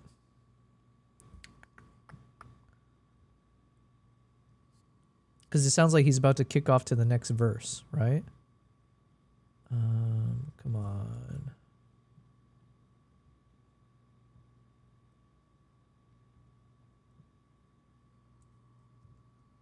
All right, I got to be careful here because I have all these clips. This is one thing I really hate. It's not even a DaVinci thing. It's a me thing. I need a bigger monitor so I can see all of my tracks here nicely. Because I'm very messy. You can see how unorganized I am. And I'm using way too many tracks. And I'm now too deathly afraid to like... I'm afraid I'm going to break something. So what do I need to do? Oh yeah. Let's take some of these interior shots.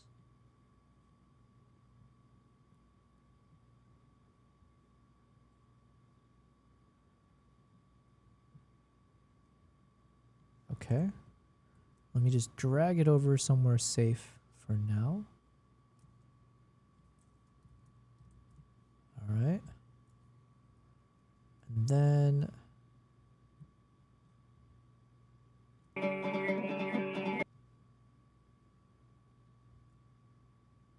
Wait, did I break something? I think I broke something anyways. Let's redo that. Okay, okay.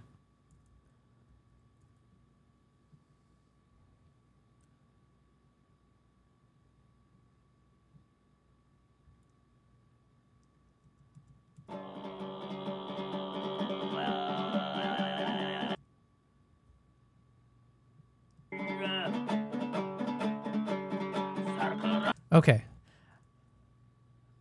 I think I figured it out.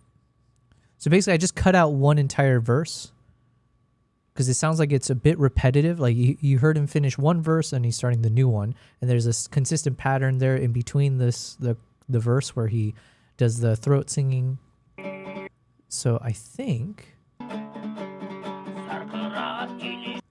we figured it out. Or at least we figured out a way to cut out a decent part of it. Let's see.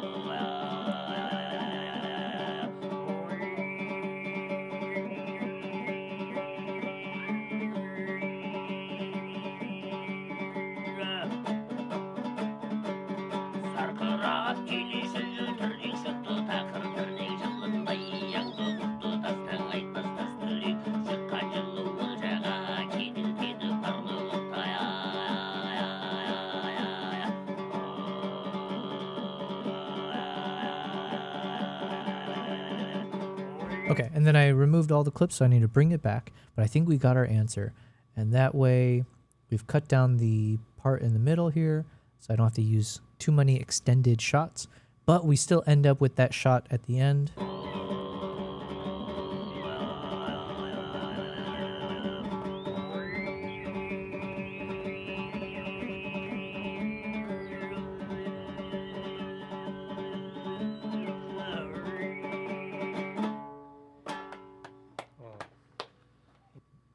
Okay, I like it. So now we have a punchier middle to work with. Skull says it's a cool vibe. Thank you very much. Glad to be here. Also, I knew this sounded familiar. Have you heard of Nine Treasures? I have not.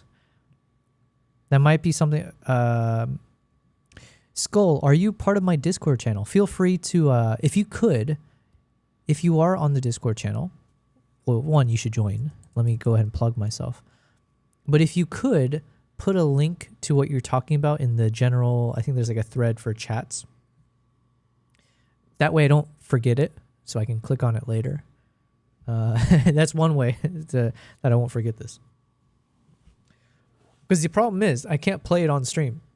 I know you're on the Kick side, and I know Kick is a bit more lax with the rules. But since I am streaming onto YouTube and TikTok now, and everything else, it just becomes an issue with copyright and all that fun stuff. All right, so let's bring in everything I cut out from here. So these guys need to now reside here. Let's do it in a way where I don't destroy everything. Let's just carry over these ones first.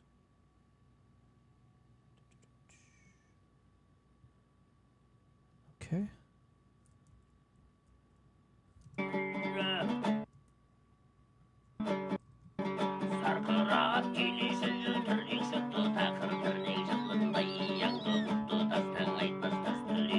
And now it is slightly, just ever so slightly changes now, so I do need to re-edit this a bit. I think I wanted to match.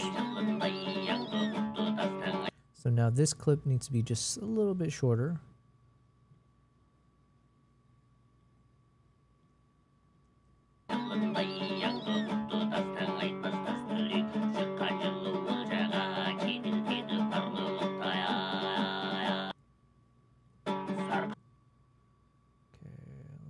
Drop this down a bit.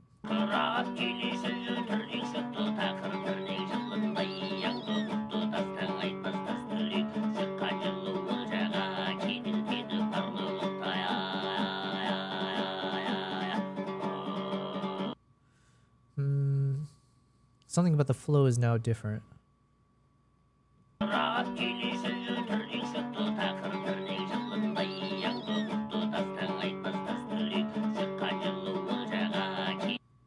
So either I need to...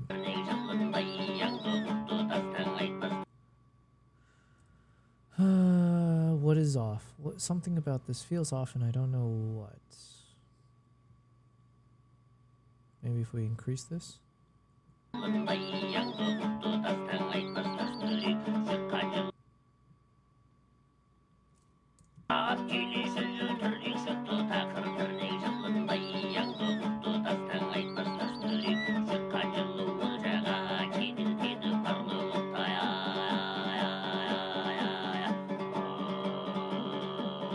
Okay, this feels a bit better. So it goes from here.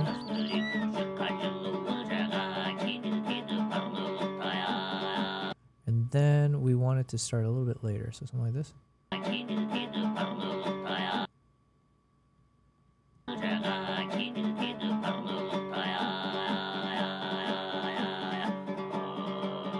And then we want this clip to start blur.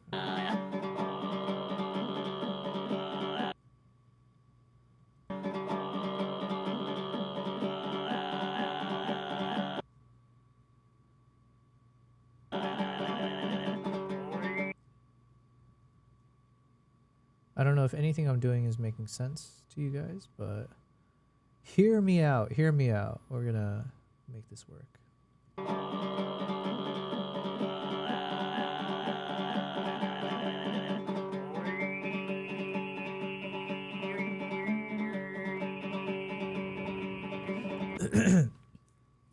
Generally speaking, without being an expert in anything, my aim is always to try to figure out whatever soundtrack is playing, can I identify key beats? I don't know. It's like, I wish I knew how to explain this. But I guess because the song is playing, I don't want to discount the value of the song. Where a lot of people, when they're watching it, the music plays a big role in how you keep pace with whatever's happening visually. So if there are beats to the song, if there are key moments where you hear the energy shift in the song, or whatever, I try my best to try to match it, but also not make it too robotic. Like, I don't want it where each time the visual changes with every beat of the song, because then it feels super robotic and like staccato and whatever. So, but I do keep that in mind. So ideally, at times when the clips do change, it might at least land with the beat, if not always. So that's kind of what I'm trying to do now, is to, at the very least, make it land if I can. Because the moment I'm off by a little bit, it feels a bit weird to me. It feels a bit uncomfortable. I don't know.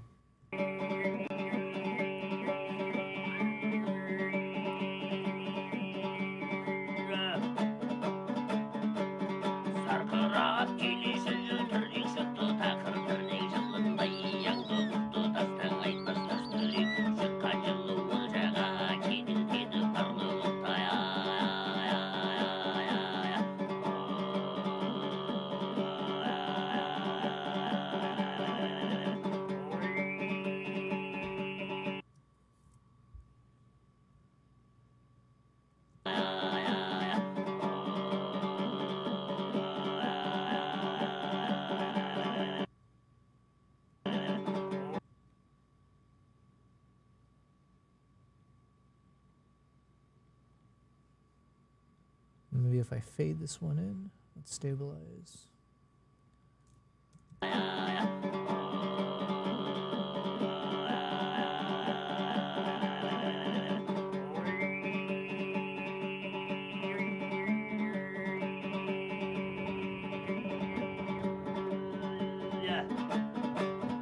Okay, this feels much better. And then in the name of not being a perfectionist, let's see if I can do a better job of like getting through this.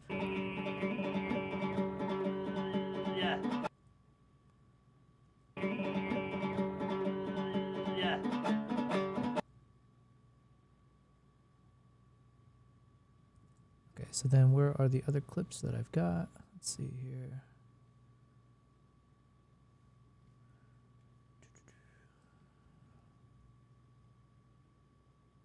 So now I got to start fitting some of these bird shots.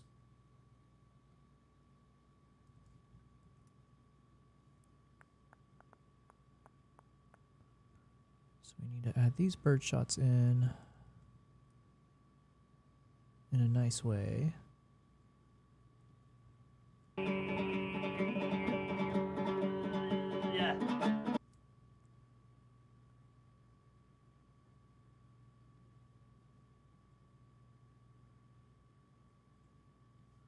Maybe this part.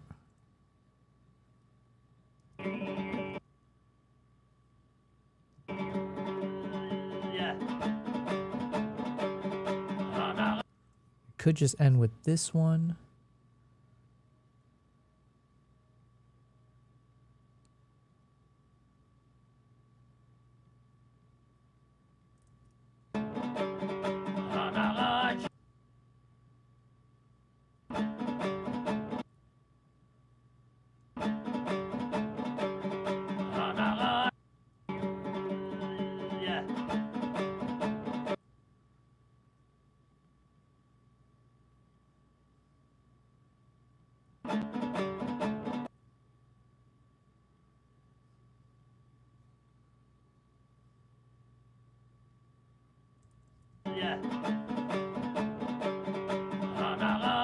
Okay, something like this maybe. And then here, so we start chopping this up a bit. Let's get rid of these ones for now. And let me...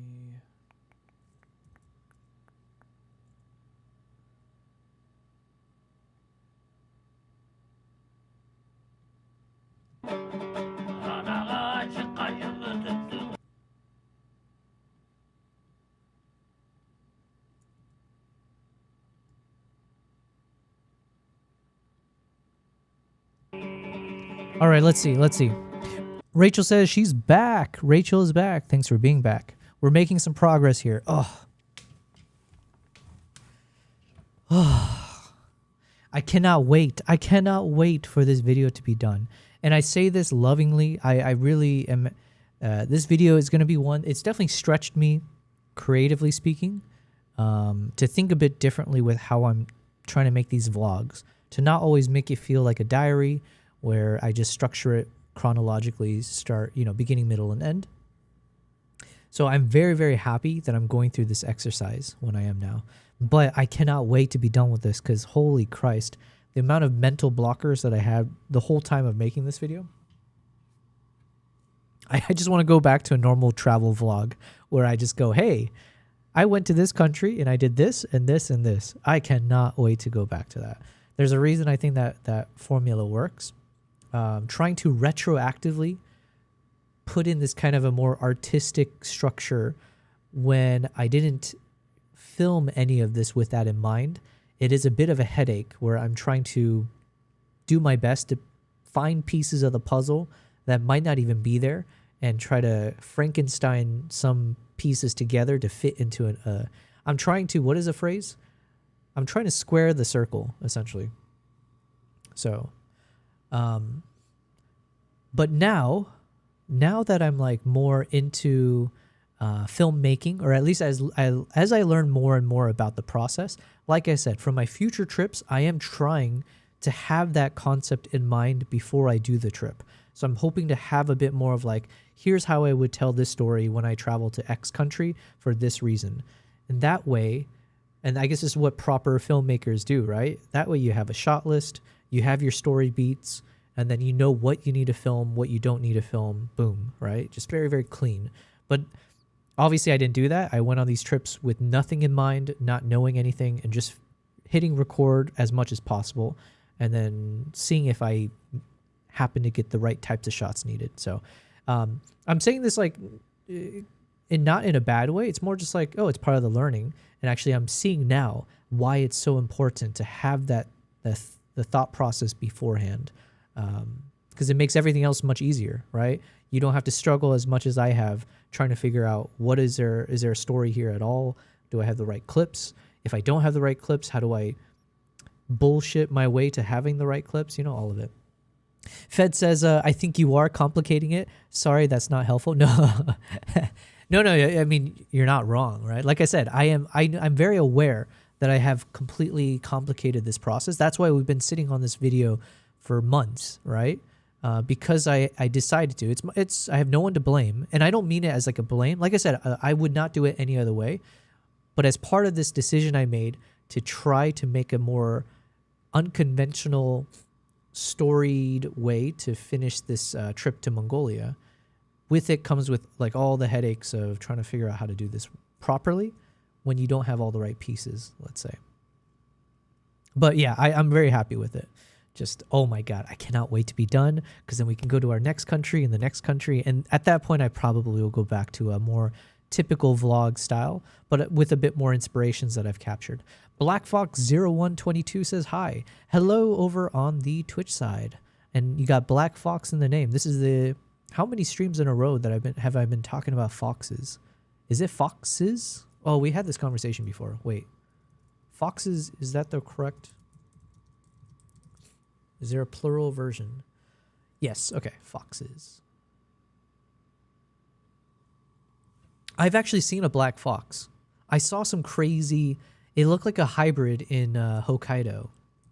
Black fox in types of foxes in Hokkaido.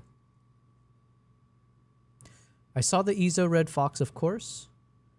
We've shown some of the photos I edited of it, but there was a different colored fox. Was it like are there black foxes in Hokkaido? Yes, this is what I saw. It was like late at night. It just crossed the road, so it was too fast for us to take photos of it. But man, it was really cool. It looked like some kind of hybrid almost.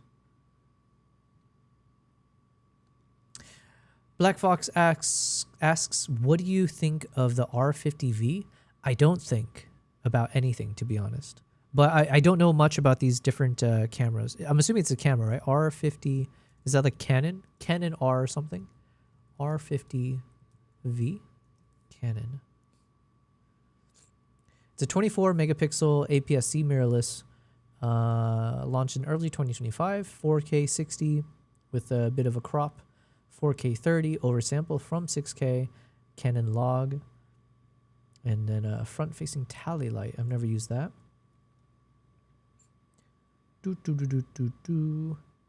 UHS 2. I mean, listen, Black Fox, I'm not the right person for these questions. I will say at least the specs of it sound pretty decent. Right now I shoot with my Nikon Z9. That is this camera right here. Hello, Guten Albin. Hey, Dator, thanks for being here. So this is shot with I'm a Nikon shooter, FYI. So this is the Nikon Z9, and I'm using it with the 35mm f1.2 lens. This camera over here is the Nikon Z6 III, and that one is with the 50mm f1.2. And then this main camera here is the ZR, Nikon ZR with a 20mm lens. The ZR and the Z6 III, I think, are probably the closest to this Canon R50V that you mentioned in terms of the megapixel. I think it's about 24.5 megapixel, 20 something. But it is a full frame. It's been a while since I've shot with like an APS-C sensor. And I have shifted more into video. So nowadays, the thing I care more about is looking at what the quality is for the video capabilities. So for my needs, I would still prefer like the cameras that I'm using with their specs. So like getting something that has 4K 120 frames per second, that would be ideal because I do mostly wildlife captures. 10-bit, this is fine. Although with the cameras I use now, they shoot in 12-bit, and it does make a huge difference with the dynamic range. So I can shoot in more like broad daylight or in like varying exposure levels and still end up with a really good shot. Vertical shooting support. Okay, interesting. Front-facing record button. Blah, blah, blah, blah. But then, yeah, also here it says it's got 4K 60, but it's got a 1.56 crop. I don't know if that's in addition to the fact that it's an APS-C, or I don't know I just don't know enough. But it does sound like a very capable camera. It just depends on, I guess, what you are aiming to capture.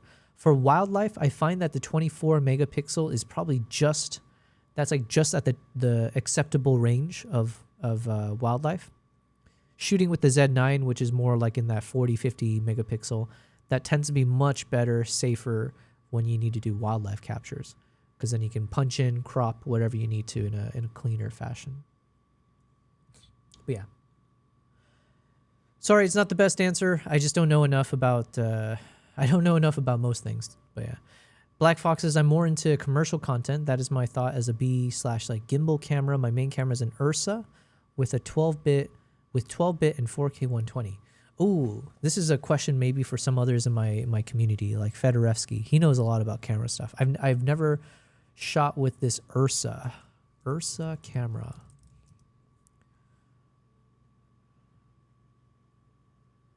Blackmagic Ursa. Okay. Yeah, we have a few members in the community who shoot with like red cameras as well as the Blackmagic. I think we have Fed. I don't know if he's still in the chat, but he said he had a Blackmagic Pixis 12K, which sounds crazy to me in terms of that resolution. You're saying you've got the Ursa 4K 120 12-bit. Gotcha. Well, listen, not that I know anything about this Ursa. Speaking as a Nikon shooter, I am a big fan of this new Nikon ZR, right? So if you would like to see the quality from it, if you check out my YouTube channel, I'll put in the link in case you're new, right? Feel free to hop over to my YouTube channel. I did make a short film recently, a few months ago. I was fortunate enough where Nikon reached out to me and asked if I would test out their Nikon ZR camera before it got launched.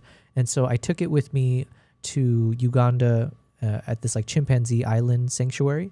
And then I basically made my first short film. I filmed it all with the ZR and then put it all together quickly. But I really, honestly, I'm a huge fan of the ZR. It made someone like me who's never made a film before. I don't know the first thing about like the world of filmmaking and like the proper structuring of things and all that kind of stuff, right? So this was a huge challenge for me, but because the ZR is very capable in a very tiny, in a compact, in a very cheap, relatively speaking, cheap camera body, it let me do all the things I needed to put a full-on short film together with just the one camera. No gimbal necessary, just handheld for everything. Everything you see in that short film, I think it's only 3 minutes. Everything you see in that film is without a gimbal, except for the tripod moments where I was doing an interview scene. Fed says Ursa 12K is the fully professional version of the Pixis 12K for larger crews. The 4 to 6K is an older version. The 4.6 G2 has great image quality. Okay. Well, you're spitting a lot of facts there, and I don't know anything about that. So Black Fox says, sadly, I'm already locked in the Canon EF system, and the ZR is out of budget. Wait, is it, by the way, I'm curious, because I know a few people who said they shot with Sony, but they've done the shift to ZR. And part of the reason was something about the flange and the ability to adapt Sony lenses onto Nikon. And I thought that, I just assumed, I guess, that Canon also worked the same way, where the Canon lenses should be easily adapted to the ZR. Something to do with the minimal flange distance, blah, blah, blah. I don't know the words that's coming out of my mouth, but Fed says, but these are heavier cameras, not for one-man operation. You can shoot with them alone too, of course, but it's cumbersome. Gotcha. Yeah, listen, you guys are in a different world. I would love to learn more about like the commercial world of things and like how do you shoot with these crazy box cameras, you know, these cinema cameras. But yeah, oh yeah, I guess I didn't look into the price tag of the one you mentioned. Where is it? Where did I put it? It was the Canon R50V. Price. Okay, so this one is about $1,000, roughly speaking. Quick maths. 600 to 700 USD for the body only, and approximately around 850 when bundled with the lens. Okay.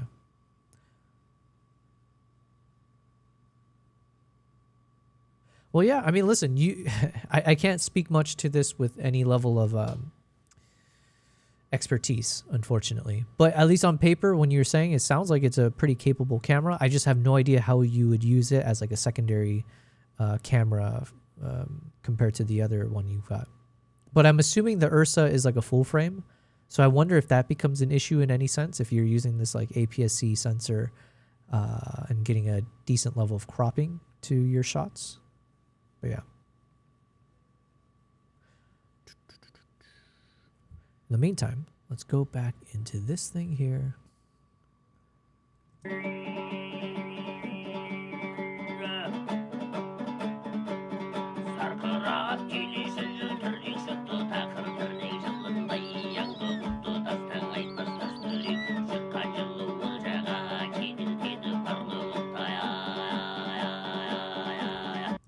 I think I want to fade later.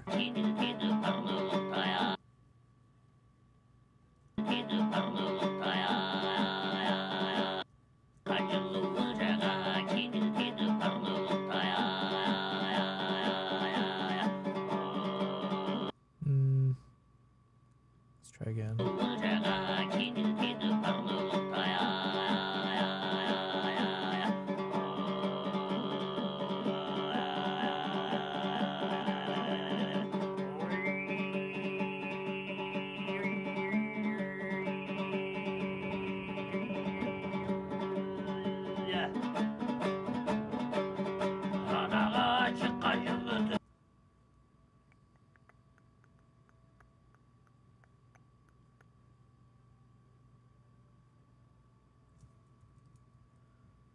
Start moving some of these shots out of the way.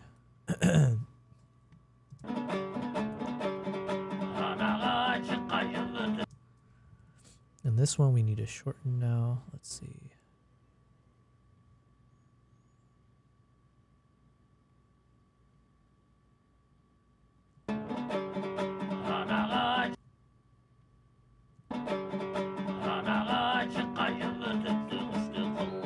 Okay, I think that's a decent transition. And then obviously we don't need as many of these slow motion shots. So now I need to compact a few of these eagle shots in flight or on its own. And then we land with this final shot here. We're almost there, guys. Oh, yeah. We almost got a decent story together. So let's start cutting some of this up a bit.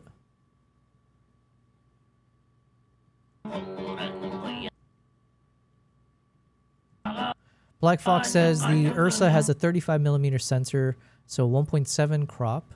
The APS-C is 1.6, so they're very close to each other.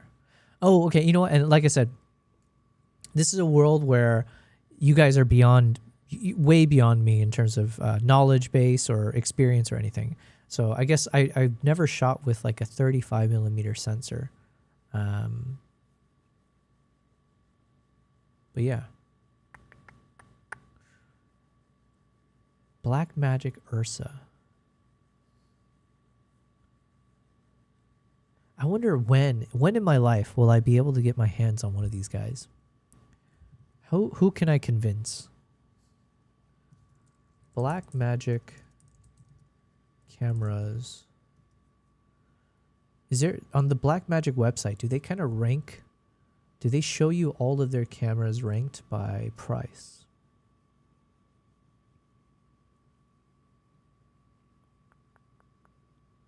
Professional cameras. All right. Blackmagic Ursa Cine Immersive is the world's first immersive cinema camera with custom lens system and dual 8K sensor for stereoscopic 3D immersive image capture designed specifically to capture Apple immersive video for Apple Vision Pro. What the hell did I just read? That does look a bit wild. And then, okay, so is this the one that you're talking about? So Black Fox said the Ursa, Blackmagic Ursa Cine.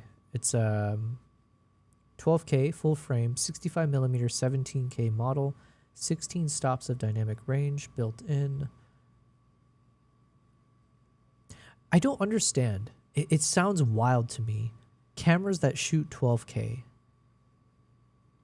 I need a little bit more understanding of this. Why do cinema cameras shoot at 12K? Isn't that way overkill? Question mark. Fed says there's an older Ursa 12K as well, Super 35, their first 12K camera. While 12K resolution seems excessive for viewing, as most final projects are still delivered in 4K or 1080, cinema cameras shoot at 12K primarily for post-production flexibility. But how the heck how powerful of a PC do you need to be making a whole ass film with footage shot in 12K? Superior image quality through oversampling and future proofing. Here's why 12K is not considered overkill. Massive flexibility.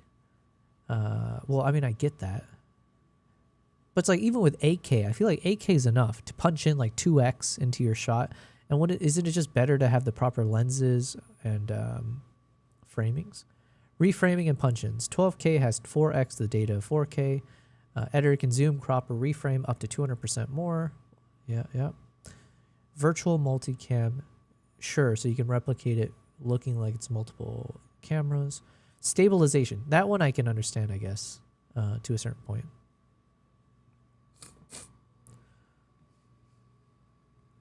Downsampling produces a... Oh, interesting. Okay, I guess I didn't think about this. So you can downsample 12K image to 4K or 8K, producing a better result than shooting 4K natively. Higher perceived sharpness. Okay. Better color accuracy and reduced aliasing. For visual effects, more pixels mean better tracking and cleaner keying. Ah, okay. This also makes sense to me. I guess if you have smaller pixels, then it's easier to have like custom tracking. Black Fox says,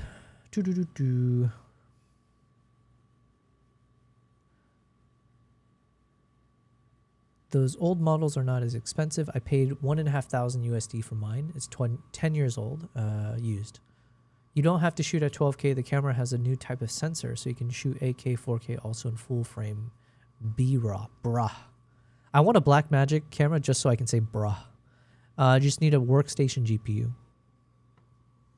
I mean, I'm using... So, listen, I spent a lot of money on this thing. It was a big investment, but I've got my Apple Mac Studio, like the highest specs and everything. And it's really powerful. Like, you know, it's very, very good.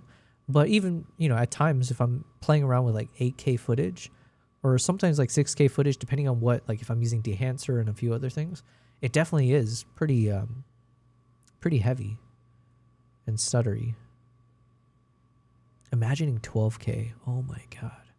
And the memory cards alone, like what the heck? Now, actually, Fed, I understand now a lot more now why you mentioned about the importance of the file sizes. I think you were saying you would love to see the R3D file size having like the same thing as the NRAW, where they have like a normal version versus the full. I see that now. Jesus. You can also shoot in Super 35 crop at 9K. Okay. Listen, that's a whole world I don't understand.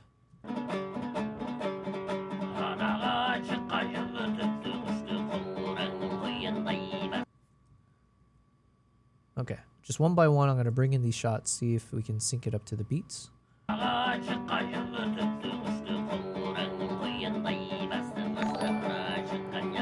Yo, Black Fox. Thank you. We have earned your follow, and I salute you for thinking I'm worth your follow. Thank you. And we're not even done with this video.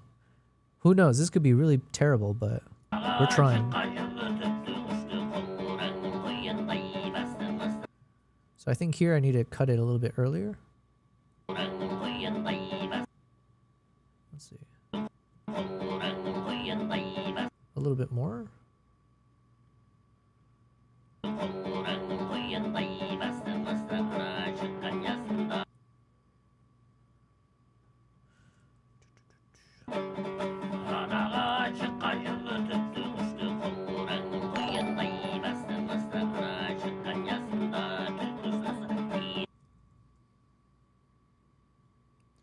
And nobody says I have to use all of the same shots.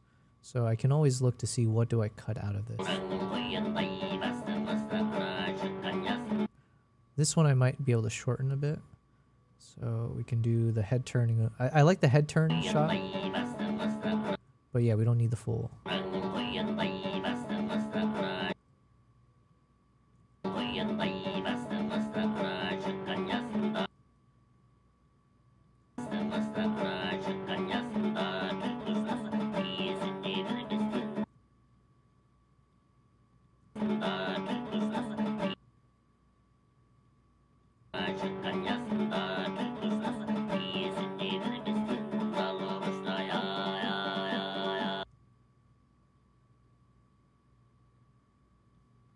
Somehow we got to fit these 3 shots in there.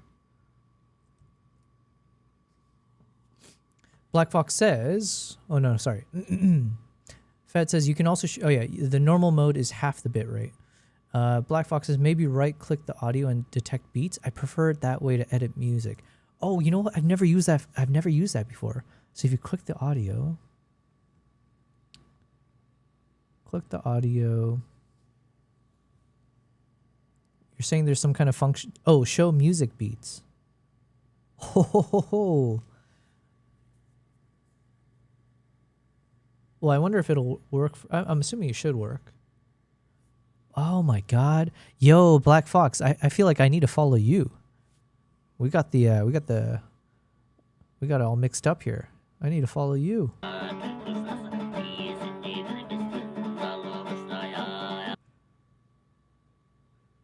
Now, does it lock into place? Oh no, but I guess I can see the lines now.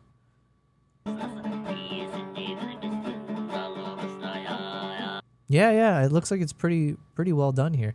Yo, thank you very much. I see, this is why I stream the behind the scenes, because then smarter people like you will hop in and show me the way. So thank you very much.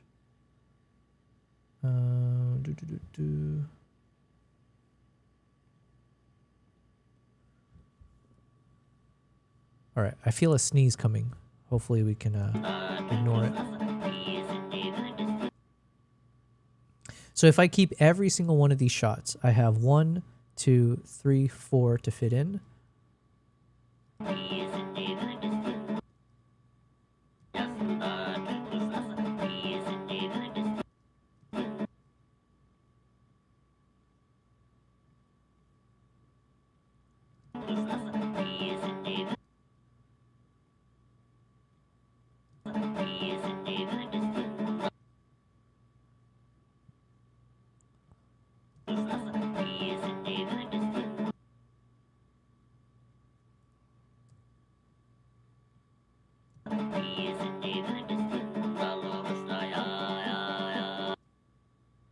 This may or may not work. Let's see.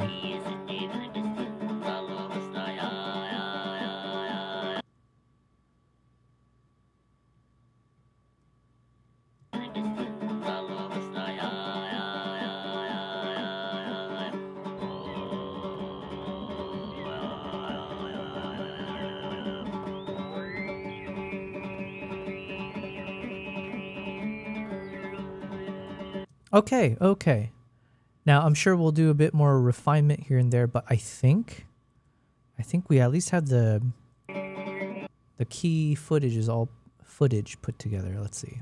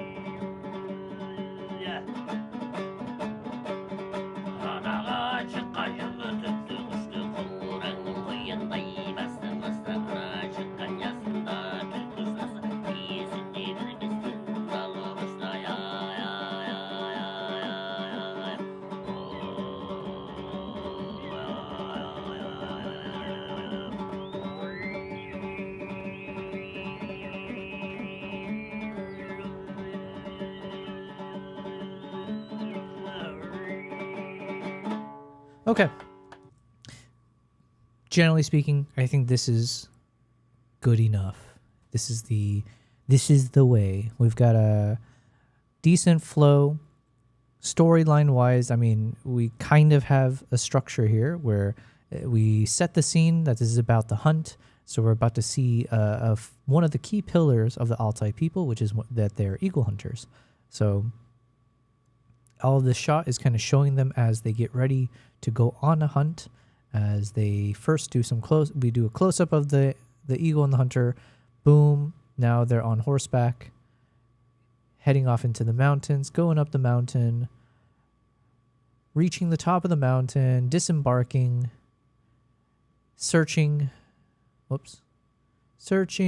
close up of the eagle, transitioning into now the eagle is in flight, also searching and taking off into the sky to kind of replicate how they would search for their prey.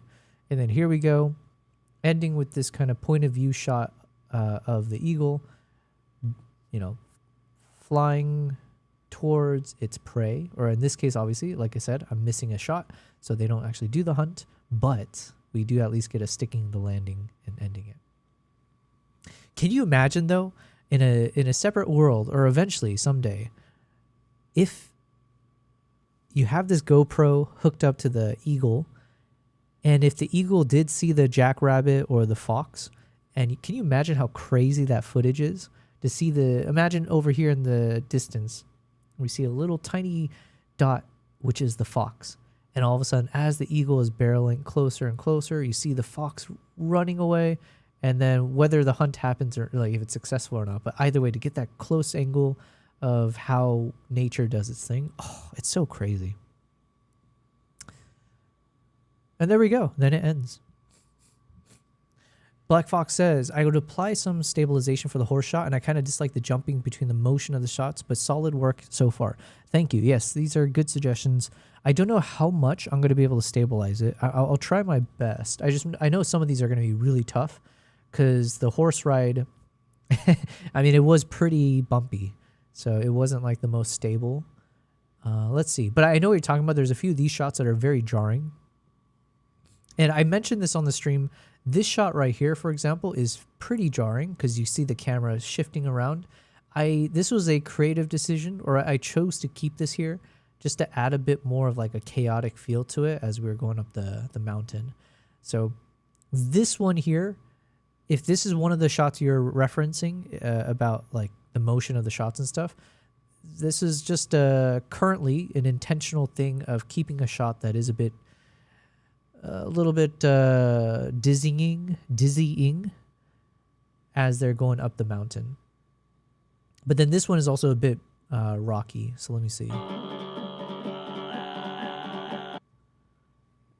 Let's see how much I can stabilize a bit further.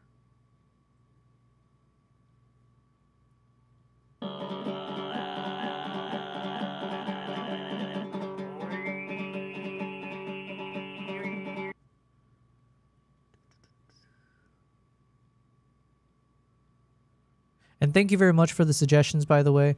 I always appreciate when people... I mean, one, it tells me that you're paying attention, so that's always good. Like, oh, wow, they're actually watching and listening to me. That's crazy. But then, yeah, like anything in the name of being better, improving what I do, understanding from other people's perspective, right? It's like I'm staring at this footage so much that I lose track of what it's like to have a fresh pair of eyes and ears to see something. So it's always good to have different perspectives, especially more experienced perspectives.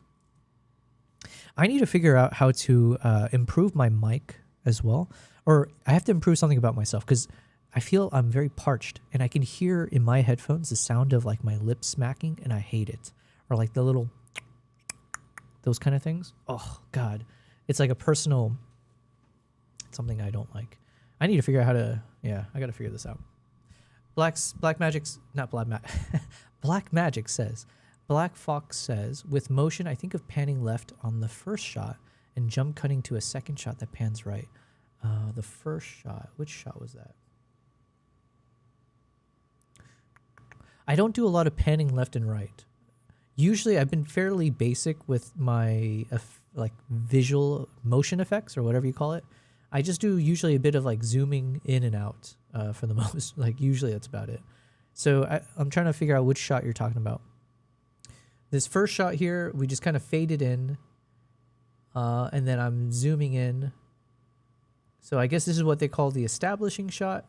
Then I go into a bit more of a tighter framing as we go in on the eagle.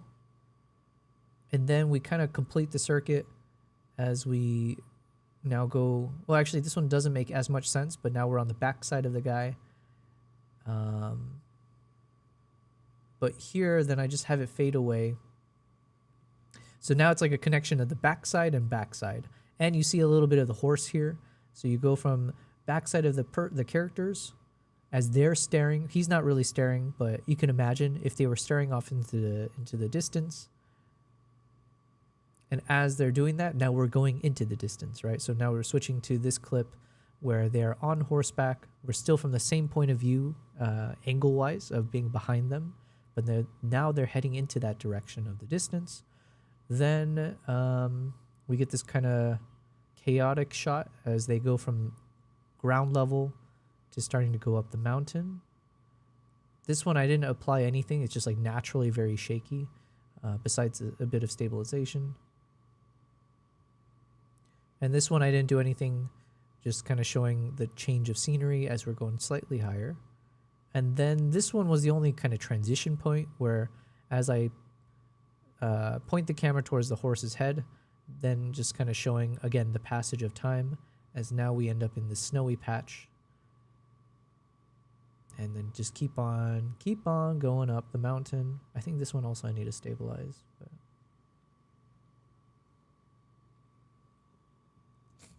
Black says, general tip, you want at least a 30-degree angle between shots. 30-degree angle between shots. Care to explain? Or let me think. I'm not smart enough to figure this out on my own. 30-degree angle between shots. So if I'm showing similar shots, like for example, this clip and this clip are just a few seconds apart, where here we're just like slightly lower altitude, and then here we just kind of went through that little gap. So what is this 30-degree angle you're talking about? Or is it, I guess maybe you're talking about the direction? If I'm pointing down, straight down, you're saying the next shot I can't point straight up. Or hold on.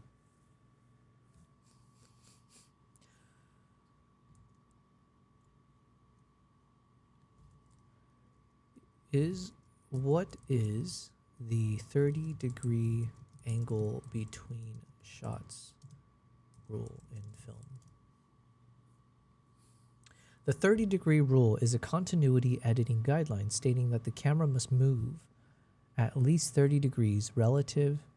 The camera must move at least 30 degrees relative to the subject between successive shots of the same subject. Okay, so it can't be within, so it has to be at least 30 degrees difference. I see what you're saying. So like, if we have like this angle here, the next shot, if it's like staring at me here, the next shot, if we assume the camera had shifted, like if the next shot of me is from the side here, like at a 90-degree angle, this would be acceptable. But if we did a shot like this, and then if I shifted the camera just a little bit within that 30 degrees in the next shot, then there's not enough change to warrant the change.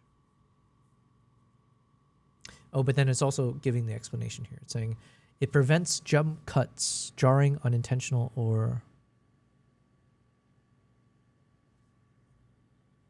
it prevents jump cuts, jarring, unintentional, or glitchy cuts by ensuring a noticeable change in perspective, keeping the viewer engaged in the story. So the purpose is to prevent disorienting abrupt transitions known as jump cuts.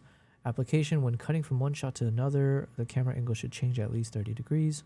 If the angle cannot be changed, the camera distance should be changed significantly. Okay, so like the establishing to a medium or a tight shot type thing. Okay. The rule is often attributed to early filmmaking pioneers. Got it.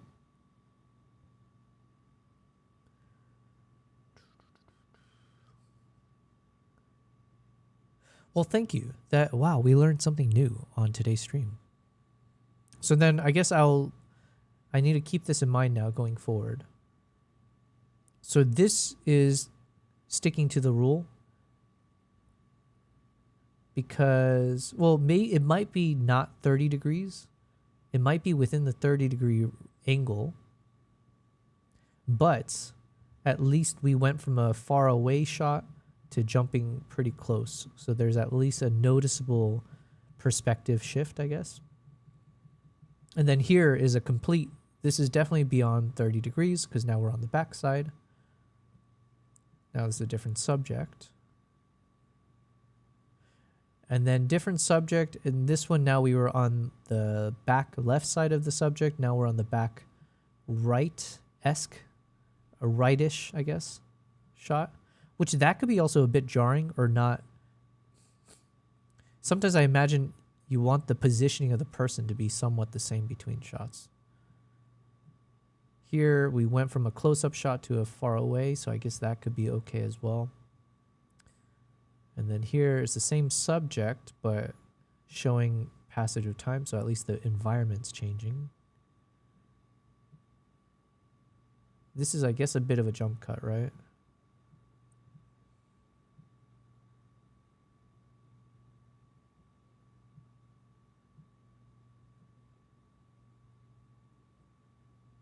Okay.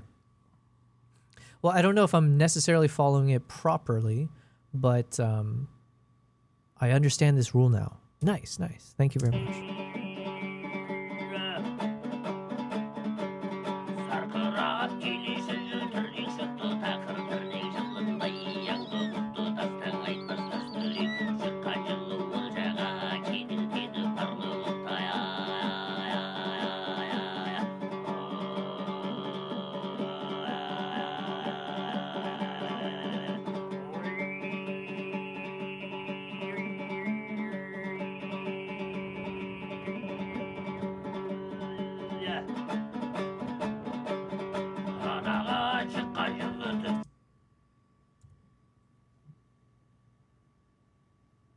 So I guess this one could be an example of something I think is a bit jarring, where we have a shot of this eagle facing to the right, and then the next shot of the eagle, it's facing to the left.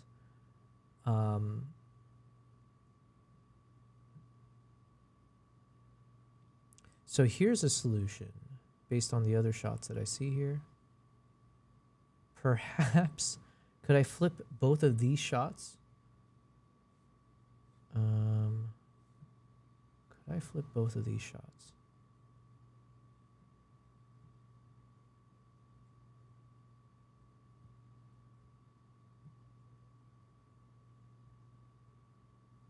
Well, it would mean I have to flip everything else. Okay, hold on. What about flipping this one? So what if I flip these two?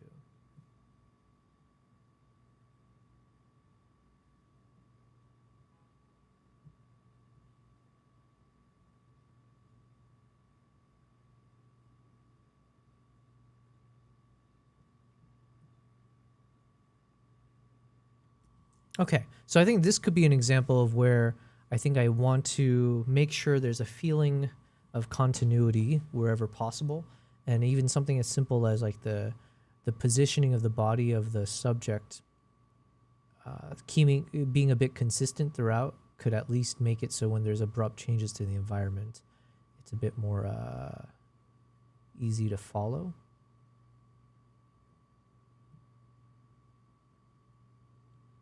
Let's see here.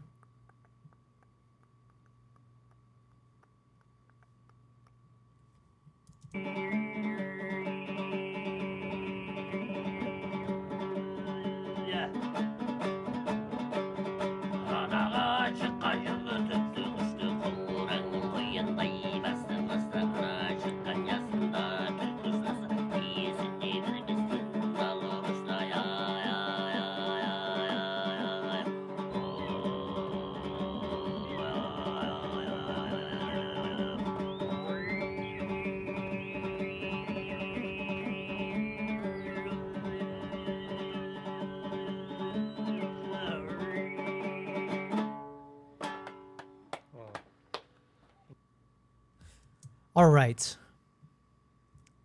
I'm happy with this. I think, we'll do all the fine tuning later. I'll do some color grading throughout everything as a final step. So we'll kind of just make sure everything feels a bit more part of a single piece of art as opposed to disjointed. But I think in terms of the clip placement and all that kind of stuff, it's good enough. Good enough is what I need to strive for. Good enough. Black Fox says, what I thought of the motion between shots, specifically the medium of the guy and his eagle in the beginning is moving left, then it jumps to the tight, and now the camera moves right. Okay, so you're saying I should adjust for that. Let me reread. You had said, with motion, I think of panning left on the...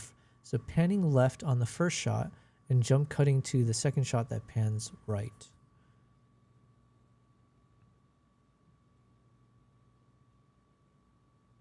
And if I'm understanding you correctly, you're saying that it's a good thing to have the first shot go from right to left and then having the second shot go from left to right?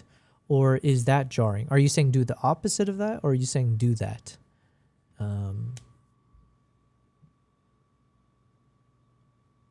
Also, I don't really know. Have I done a bunch of like panning stuff?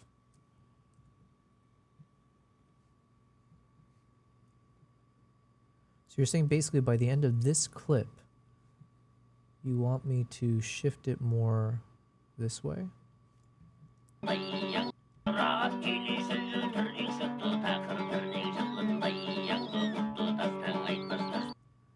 this one exaggerate as it goes from... Oops.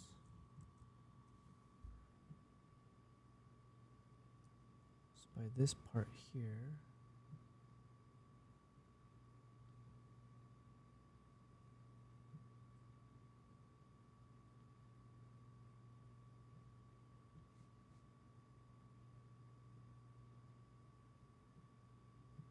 Well, the problem is this one I'm physically moving and panning over to the left.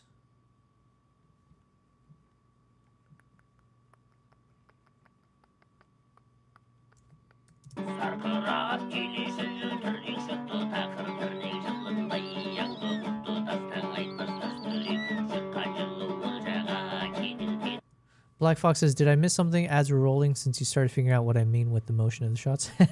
Yeah. I was just trying to dissect what you're saying. So you're saying the first shot, you're saying it's better. You're saying it's okay to have shot A go from right to left, and then the shot B goes from left to right? Or were you saying the opposite, that having that next to each other is too jarring? And then I was saying like here, so I was making the adjustments to make it exaggerated going from right to left. But then this shot here, I think I was physically moving, as I was moving closer to the subject, I was physically shifting the camera's orbit over to the right. So I don't think I can actually pan over to the right, if that makes sense. I'm like fighting the actual motion of the camera at that moment.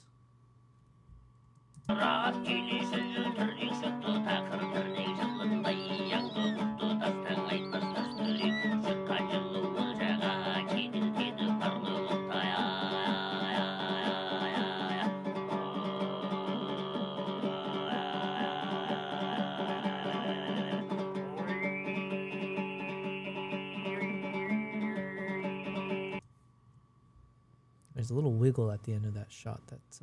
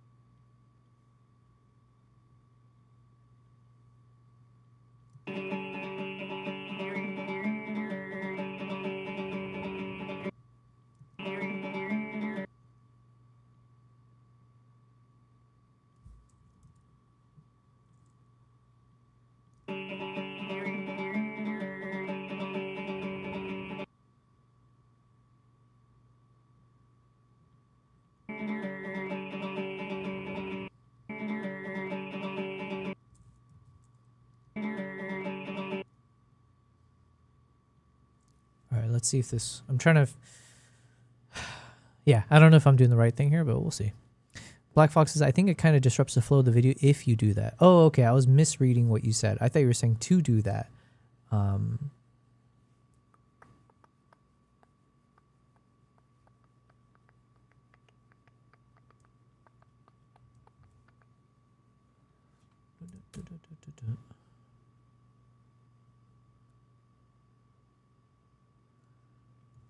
And the issue I guess I have is that I'm fighting against the actual physical direction I was moving the camera at the time. But hopefully I can minimize it a bit.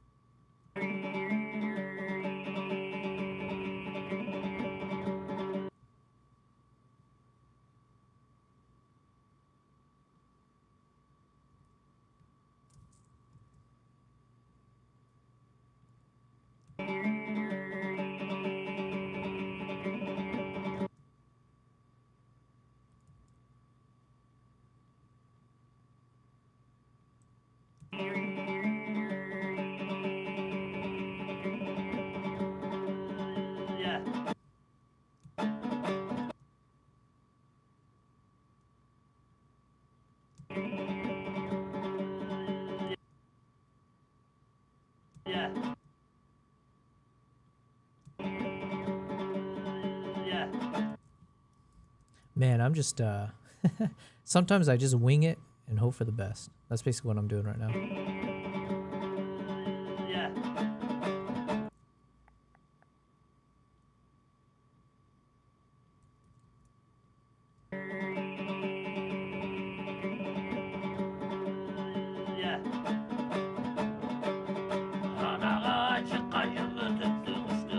Okay, for some reason I feel like this feels a bit better to me in terms of the pacing of it. So I've kind of shifted a few of these clips a bit sooner. I've shortened some of the other ones. And then let me start cutting some of this so that when I restabilize, hopefully it'll be slightly smoother.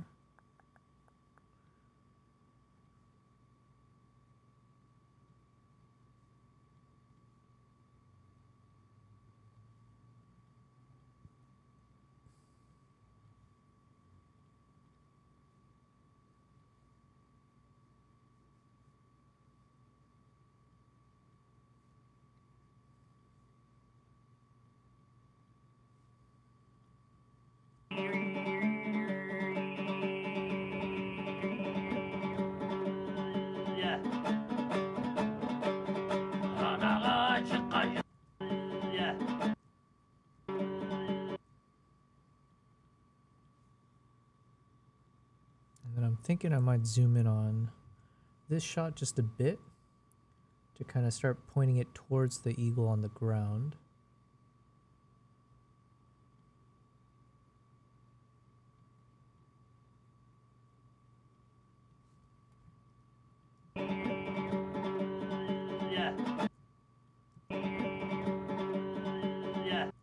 And then maybe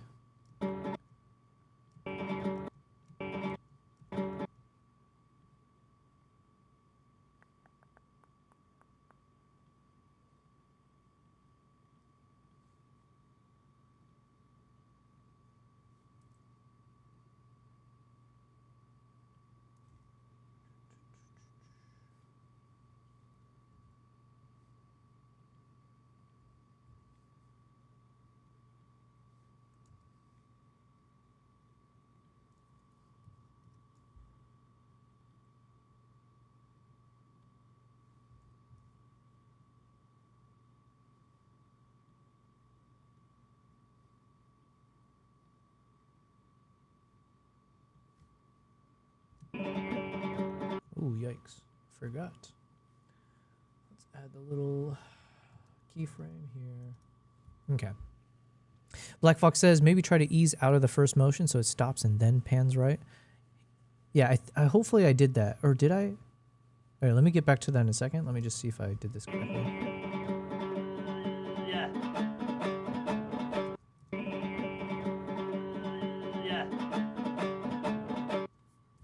I don't think I made it any better. If anything, I made it worse. Let's reverse all of that. How much footage is that? Oh, that is the beginning. Okay. Then maybe what I need to do is let's go ahead and slow down this footage. It's shot in 40 frames. Let's go ahead, 60 frames, so we'll reduce it by 40% speed.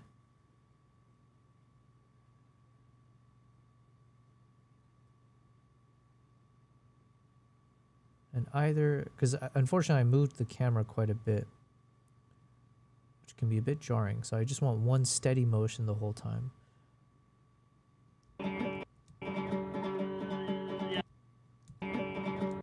So roughly around here.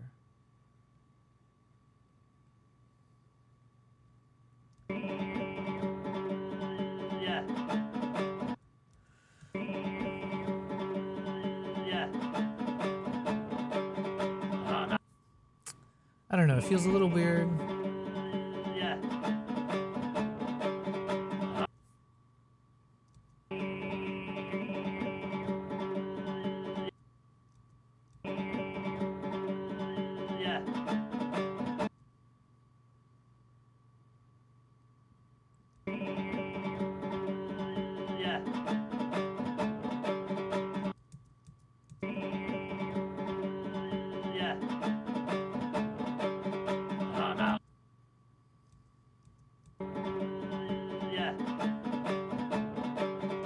You know what? I'm going to live with this. I'm going to live with this. Let's stabilize.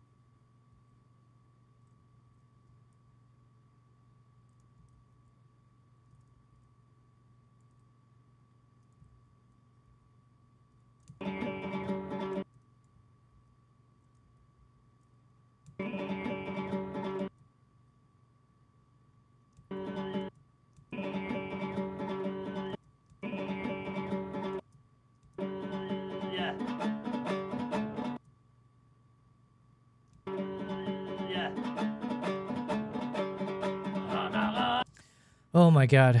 I probably need a fresh pair of eyes tomorrow for this part. Let's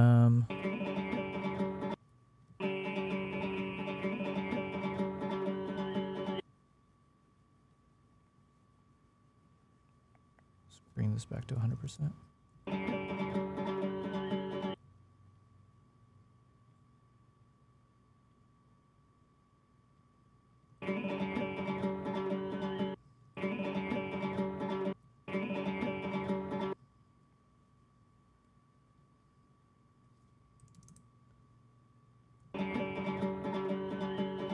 Okay. So then really this shot here is focusing on this dude with the binoculars.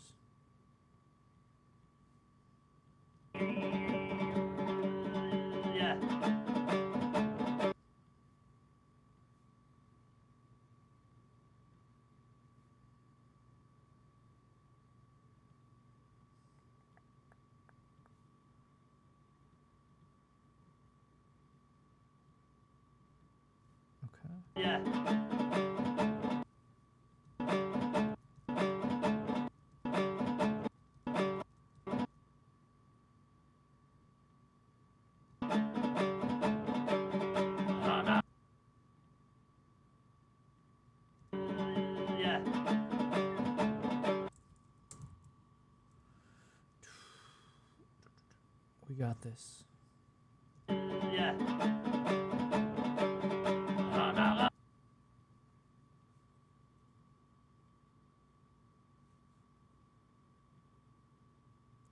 1.8. Or no, yeah, so we'll add this here. Let me go back, remove those.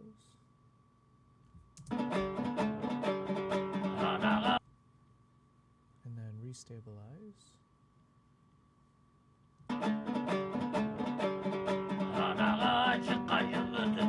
Okay, I think this is as good as it gets. And then let me read what you said for earlier.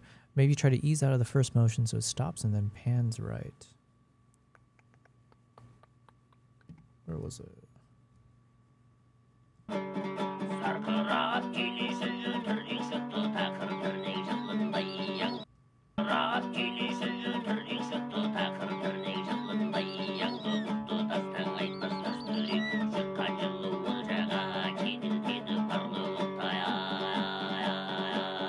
Okay, I think it's decent right now, or it's serviceable, if that helps.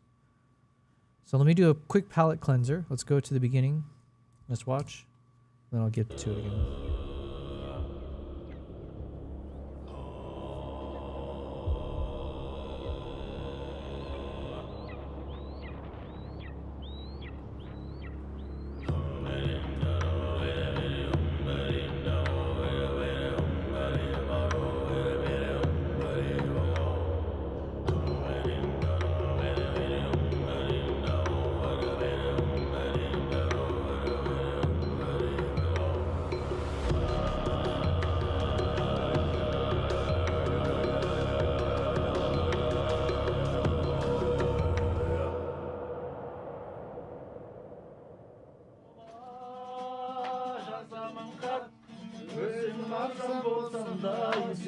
kımbat bir oyday.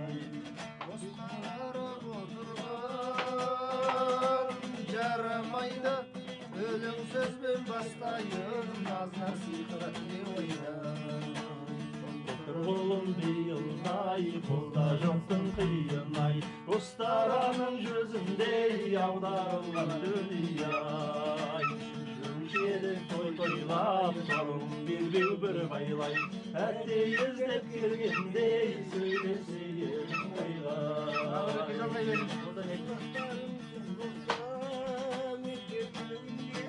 Beygatımday gelip sen tağalarım bir oyday. Oltur oğlum bir yılday, kolda joktun kıyınay. Dostaranın gözünde yavdarılan dünyay. Görüşelim toy toylap, sorgun bir baylap. Nekin sama kızlar izlaydır. Herkeyiz tepkiyelim. Sandır. Çünkü toy toylap çıkıyor. And that is about 2 minutes in, roughly speaking. Then here we kick in some ambient soundtrack. I add my voiceover, provide some context, my feelings about that first pillar that was introduced around kinship, the camaraderie, the drinking, blah, blah, blah, fits in here as we get some nice slow motion capture of the eagle coming towards us. So yeah, I think, and this part, it's long enough that it gives me the time necessary to add in some hopefully decent and much needed voiceover. But yeah, I'll have to be, I'll work on the scripting for that later. I'm not as worried about that.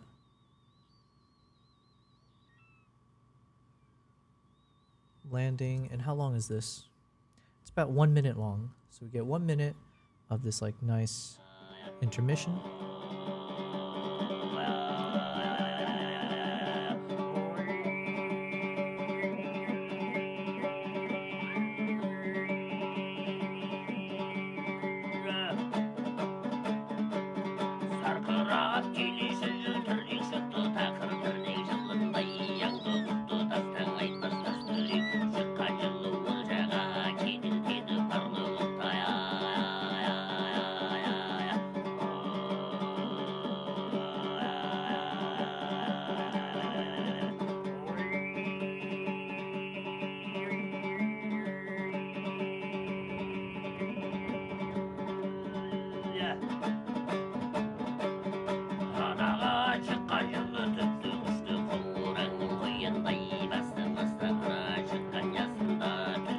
Skull Bazaar says, time for me to close shop. I enjoyed my stay. Have a great rest of your day. Thank you very much, Skull Bazaar. Thanks for watching. I appreciate your presence, my friend. I'll see you next time. I'll be on again tomorrow, same time.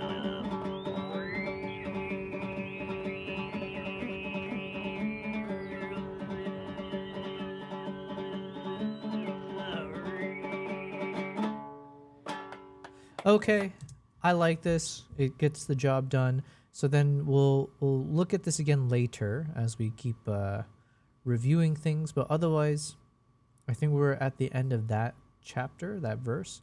So then all of this here I can move away for now. And then the question becomes, what's our new intermission clip? So for example, is it this clip here?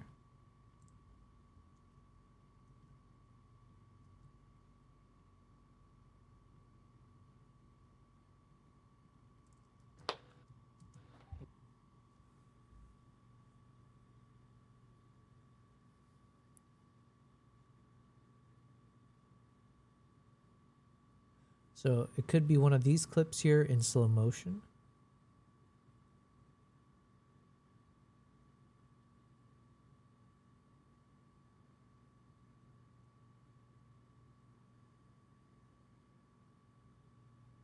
Or it's in, yeah, so it's either real-time speed. It feels real-time speed. What are we looking at? Maybe like 20 seconds or so. So probably we want it in slow motion. So we'd have one of these guys. Let's see if it's this one.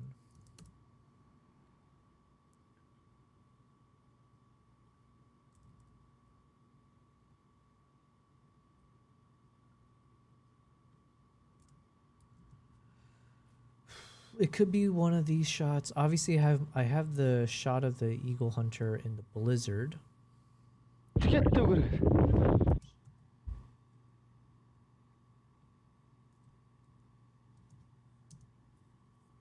And the blizzard one is obviously a lot more dramatic, but I was planning to show that in the fourth verse when we get into the Brazilians.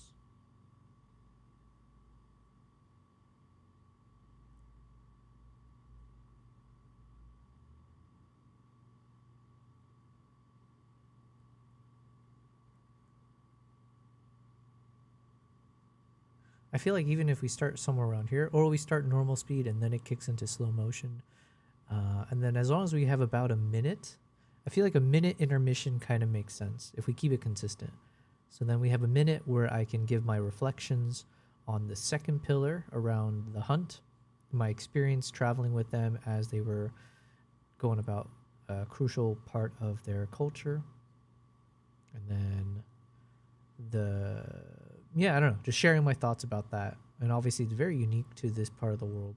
So seeing the way human and animal kind of coexist together for surviving. It's a different world, different culture from what I'm used to, obviously, but to kind of be with them and like ride with them, and you know that they shared their day in the life with me, obviously it was a very cool experience. And then I'll mention, obviously, we didn't end up seeing any there was no successful hunt, but at least there was that. But yeah, Skull says, have a great rest of your day. Thank you very much. Okay, so I think this works out nicely. Most likely we'll use this clip as the intermission before we then kick off into the third verse, which is where... yeah, this one.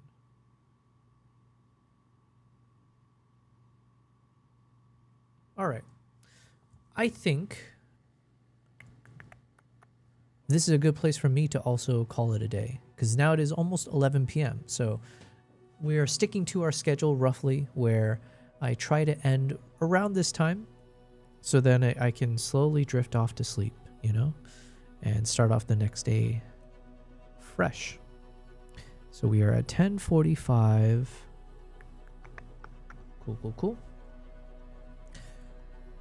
Reflections. Good stream. We finished the second verse, roughly speaking. So now I have 2 more verses to go. And I'm hoping that these ones shouldn't take as much time, because I have a fairly good set of footage for the remaining 2. And I've already... yeah, so anyways, it should go a little bit faster. So what are we, Wednesday? Realistically, this video will be something I hope that we'll have complete by next week. So yeah. Separately, what else did I say? I have it pinned on all the chats. If you have tuned in at various points, or if you end up watching this as a VOD, if you're a future person and you're watching me in the past, just know that this is the day that I've published my second episode of Behind the Lens. It is The Sunset That Changed Everything. Beautiful name, right? So I do hope you guys will check it out. It's 5 minutes. Let me plug it in again into the chat. Feel free to check it out, guys. I will appreciate you forever.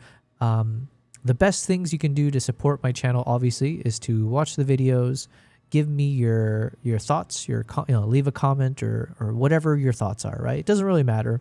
It's just if there's a favorite moment, or if the video resonates with you, if you have a moment that you can share of how you first, got into photography. Was